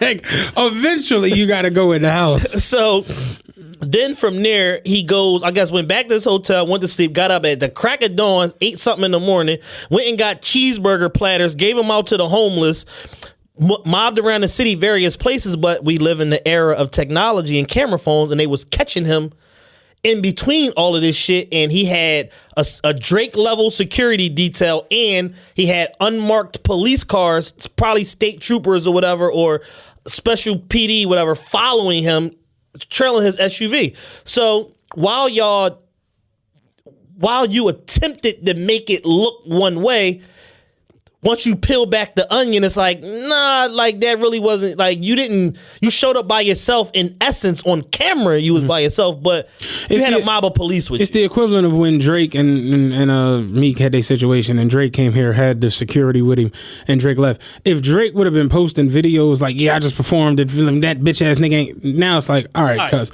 But Drake literally came, did his, it's like, all right, yeah, he has security because he's not here for the dumb shit. But his whole thing is, I'm here for the dumb shit. Yes. But I got 50 cops. Yeah, but I'm not really for the dumb shit. Like that's the nutty part about it. Then he tried to defend it and say, oh, well, you know, I got security like any high level artist would. Yeah, but you're not here on artist business. You're here on dumb shit. Like, so if you here on dumb shit, you supposed to show up with you and your goons. Y'all supposed to drive to Chicago with the hammers and shoot it the fuck out if that's what you came to the city for, because your whole premise is ain't nobody gonna do nothing to me. Yeah, nobody's not shooting it out with you and the police. If there's anywhere in the world, Chicago, Detroit, certain parts of New York, certain parts of Florida, you will get what you're looking for in all of these places. Just stick around on the wrong corner for too long. The dumb shit will find you. I promise you. But it's like, but if you dipping and dodging, you hopping out getting 18-second videos here and there, and you on the border of downtown feeding the homeless and shit like that, it's like, you don't get no points for that, dog. Like, he's bugging. And we know how this movie ends. If he's got a spotless record now, somebody's going to clap his ass. I ain't heard clap in a minute. Yeah, somebody's going to get the strap. Somebody's going to clap. I was coming out of my job, you know, my job in North Philly, and I parked like down, you know, that little block across the street from my depot. Like, I parked down around the Oval. So I had to like walk down there, and it was like not late, but it was like I'm probably like 11 at night. So I had to walk down there to my truck, and as I'm walking down the block, two older niggas was arguing, and I mean like going at it. And he was like, "Dog, you talking crazy," and the shit is starting to piss me off. I'm done with the arguing. Do I gotta go get the clappers? And I start dying. I mean, I burst out laughing, and both of them like turned and looked over at me. I'm like, "Oh, my fault. Don't mind me. My fault, fam." And I went ahead, got my truck, and I rode. And the next day, I was driving a 60, and old head got on at 26 in Allegheny. And when he stepped up on the bus, I was like, "Oh shit, clappers, what's up, man?" He started cracking up. Oh shit, clappers. My nigga clappers. He's like, "Oh, I'm done with all the talking. Do I gotta go get the clappers? Do I gotta go get the clappers? Do I need to seal your feet tonight? Just let me know." You know what I'm saying? You just made me think about it. I have so many funny little experiences out there. Do I need to go get the clappers? I'm the same way you burst out. I was like, and they both turned. I'm like, oh shit, my fault. Oh, damn, now it's y'all two against me. You right, I'ma leave. Do I gotta go get the clappers? Do I gotta go get the clappers is hilarious. But the Gangsta Gauntlet shit got weird when he flew his BM out to New York. Oh yeah, so that was the third leg of the Gangsta Gauntlet tournament. He flew Chief Keef's piece of shit baby mom, Slim Danger. I said the other day on Twitter, I would feel like such a failure if I had a baby. One, if I had a baby mom. But if I had a baby mom named Slim Danger, that's a meth head. It's like, yeah, I fucked up. Yeah. And yo, you know what I want to know? Number one, they said that it was a $75,000 shopping spree, but all she got was a fanny pack that was like $1,400. So where's the other $73,600 at? So who said it was $75,000? TMZ. Yeah, they not in that one bag. They grossly inflated. Maybe if they went to more shit after the taping. No, they said it was a $75,000 shopping spree at Gucci. Oh no! I'm like, they must have shipped everything else back to the crib. Oh, y'all ain't got it in stock? Cool, just ship my shit. Ship it to the shop. So then he made videos rubbing her titties and kissing on her neck and shit, and that just looked crazy. And you know, basically what I want to know is, do all the Chicago niggas have like a hit white baby mom that they're hiding somewhere? Like when she came on the camera, like, yeah, I'm Chief Keef baby mama. We both did the same. Baby mama. Yo, Chad really get me, dog. Like, we be on the same wavelength all the time. Chief Keef baby mama, Danger. That nigga don't do shit for a fucking kid. I'm like, yo, this bitch is mentally retarded. Like, it's no way that she's not like. it's no way she don't get a check. Like flat out. She had on boxing trunks. I was like, what the I fuck thought she was. this? Listen, I didn't know who this MMA fighter was that Tekashi was with. I saw the video 4 times before I finally clicked on it and was like, yo, what is this? Yo. Somebody had to literally put the words on the video next to it for me to click on it. And I'm like, all of this shit is fun and games, but it's like, y'all got kids. Like, it's a kid somewhere. Yeah. If you his baby mama, there's a kid somewhere in this scenario. You know what I mean? And this is awful. For him to be Chief Keef, whatever, cool. He a rapper, he an entertainer, whatever. But it's like, for you to be the BM, and it's like, you flying around with this clown, and on camera, like, yeah, I'm here because he don't do shit for his kid. And then, like, you get a Gucci fanny pack. What the fuck does that do for the kid? Sold your soul for a Gucci fanny pack. Like, that don't help the kid out. No, and I'm just like, man, like, that be my joint, the children. You know what I'm saying? Yeah. Because I believe they are the future. And we be fucking up so bad. Like, when it come to them. Like, and everybody's having their fun. Like, we laughing at it, whatever. But it's like, damn, yo, it really is a kid at the center of all of this goofy shit. And Tekashi, a kid his damn self. Chief Keef's a little older now. Yeah. Figure he's probably 24. No, not even. He's 22. Is he? Yes. Jesus Christ. Like, they babies. They straight kid. Because Keef got on, he was like 16, 17 years. So it's like, they children. You know what I mean? And it's just like, this shit is, it's like, trying to put, like, because it's not like they retarded. Because that's a different angle. But it's almost like when you...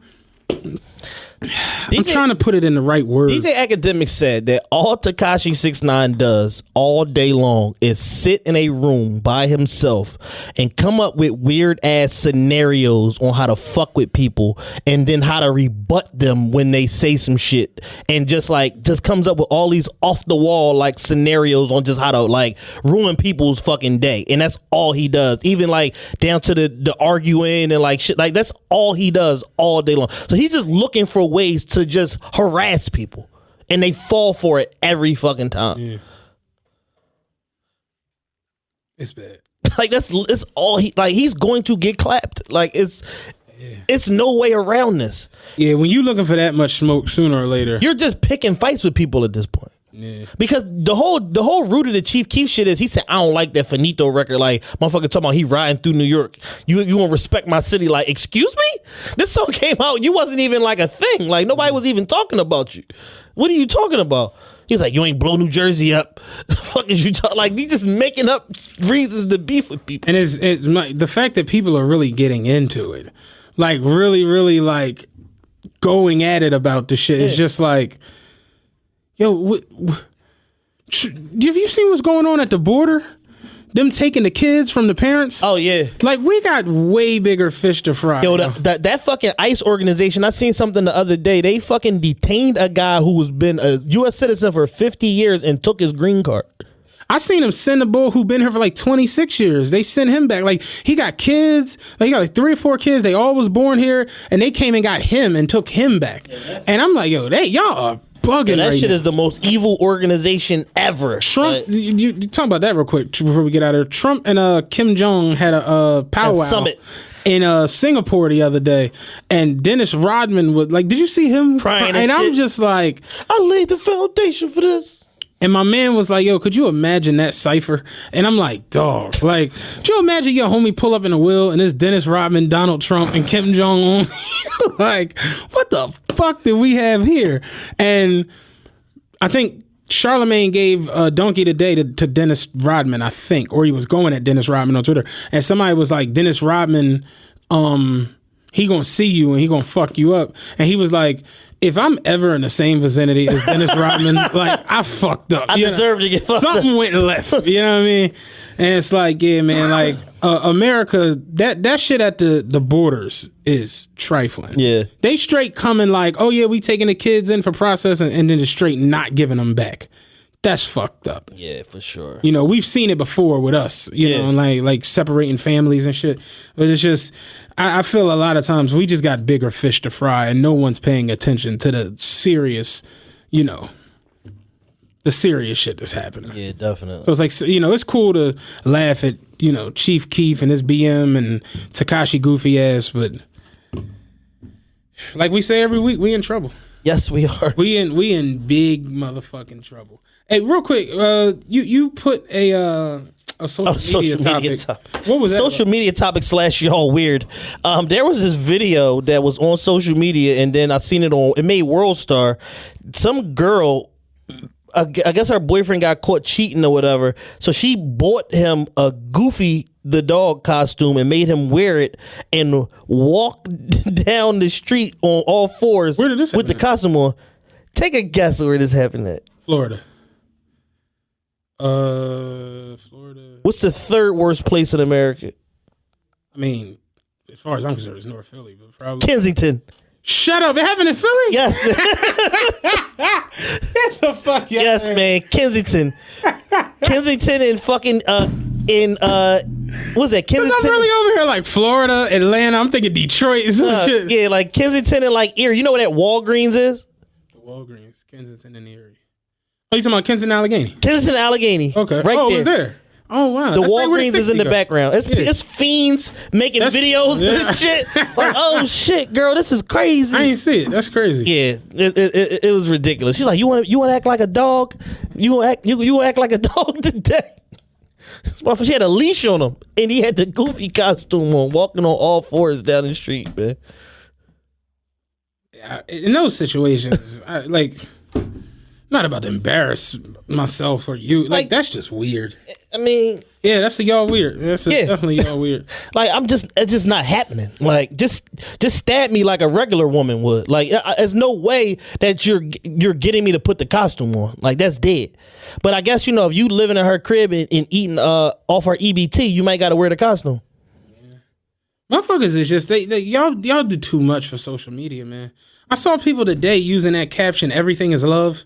Like the album, I saw because y'all so easily distracted. And it's just the other day, y'all was good, love, and joy. But didn't he punch you in the eye like that? I'm looking at some of these shows today, and I'm just like, yeah, like y'all are retarded. You know what I mean? Like, y'all put yourselves out there on social media. Like if it's January and you dating this guy, you post pictures of him. We see this. Maybe not everybody who's like second and third level as far as like retaining knowledge and shit like me, but I don't even necessarily got to be paying mind, but I pay attention to shit. And subconsciously you'll check yourself like, how did I even remember that? But that's just the mind of, I'm sorry, like I play poker. So it's like if I play a tournament that I know is going 22 rounds, I be remembering shit from the third round. Right. But it's like when I saw you earlier and we was both at table 6, like I kind of understand where he's at. He overplays 2 pair. Like I know all of these things. So it's like, that's just me in life. And my girl, she get mad at me. Like, why do you remember every fucking thing? I'd be like, I can't help it. Yeah. I want to turn that shit off, but it is what it is. My mind goes. So it's like, I see you post pictures of this guy in January. Then you're posting pictures of another guy in May. And I'll be like, well, what happened to the other, and then you don't see neither one of them during the summer. Yeah. But then come September, you post the first guy from and it just be like, y'all gotta stop, man. Like if you know your situations is unstable, just stop broadcasting it. Just enjoy it for what it is. Keep your shit behind the scenes. Cause next thing you know, you got a nigga in a dog suit walking up and down the fucking street. Listen, I date in one of 2 ways. These are the 2 ways I date. I either am extremely low and keep it quiet and don't display nothing, or I put 97 different pictures on my page to where nobody can tell who's my homegirl, who my sister, who I'm smashing, so they just can't tell. I'm just either going to flood or I'm going to just say nothing at all. Y'all want to take a little 4-month spurt and be putting Taquan up, then y'all single for 2 weeks, and then it's all about you and your king, your son. Then you dating motherfucking Rafiq after that. Like, yo, y'all be all over the place, man. Like, spare us, because then when somebody asks you, damn girl, what happened with such and such, then they wrong. When Carl was tweeting about the problems with like black relationships in the households, and he was like, I already know that my son is king Twitter gonna be mad at me. Yo, I fell the fuck out off of that. My son is king. That's some funny ass shit. But I ain't really got nothing else. I'm surprised we got through these 2 hours. Yeah, man. My energy is awful. Shout out to our sponsors, Blue Chew. Go to the website, bluechew.com. That's BLUE Chew. TRPE.com. Shout out to our other sponsor. What the fuck is these people's name? National Credit Card Relief. You can call them at 1-800-218-7170. That's 1-800-218-7170. Optimal is for people that have at least $10,000 or more in credit card debt. They can get you into a debt forgiveness program. Yeah, we're waiting on a call from Will. So yeah, did the wire come in yet?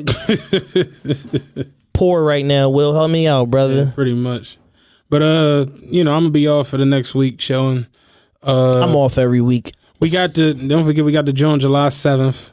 And then we got something else too. Or is that me? That's probably you. Yeah. What am I talking about? The World Series is going on right now out in Vegas. I can't go, of course, because you're not allowed. Is Big Reed out there? Might be. Leak out there. Couple other poker homies, we out there. The Millionaire Maker which is what I was gonna play this year had I been able to go out there. It wasn't the money; it's just the fact that I knew I was having a surgery and you're not allowed to fly. You can't fly for 6 months. So it's like because of the blood clots and shit. So but yeah, $1,500 for the buy-in, and the dude who won it, he was actually from Pennsylvania. First place, $1.1 million. So damn. Yeah, that was the event I was going to play. I was either thinking I was probably going to play that and the Crazy Eights if they didn't overlap. Because Crazy Eights, the buy-in is $888. Mm-hmm. First place is $888,888. So, yeah. But, I'm just chilling. Figure I'm going to be off of work for like another 8-9 days. Yeah, I think I'm going to Cancun in a couple weeks. In between that, I'm just chilling. Got this event with Gunna coming up this Thursday at Vanity. Y'all can get the tickets online, vanitygrandphilly.com, to see Gunna birthday party live performance at Vanity. But yeah, if shit don't go right, I'm just moving to Miami for the summer. You know what I'm saying? Have my bedroom ready, dog. You know what I'm saying? And one of the foreigns, I'll be down there. He knows who he is. One of my rich friends. Drive down there for can't fly. Might drive down there for a weekend. But yeah, we out, man. Realest podcast ever. Happy to be back. Got to get the momentum rolling again. Yeah. People have been hitting me up like, yo. Oh, yo, the Roost Picnic audio. Listen, apparently they have not cleared Carolina to send us the audio yet. There's still like some red tape with that. Our guy Talib Dean said that he was going to get it situated and get it over to us so that we can release the episode. So we're waiting, just like y'all waiting. We absolutely want to put it out. They hit me up to argue on Instagram this morning. I ain't got time though.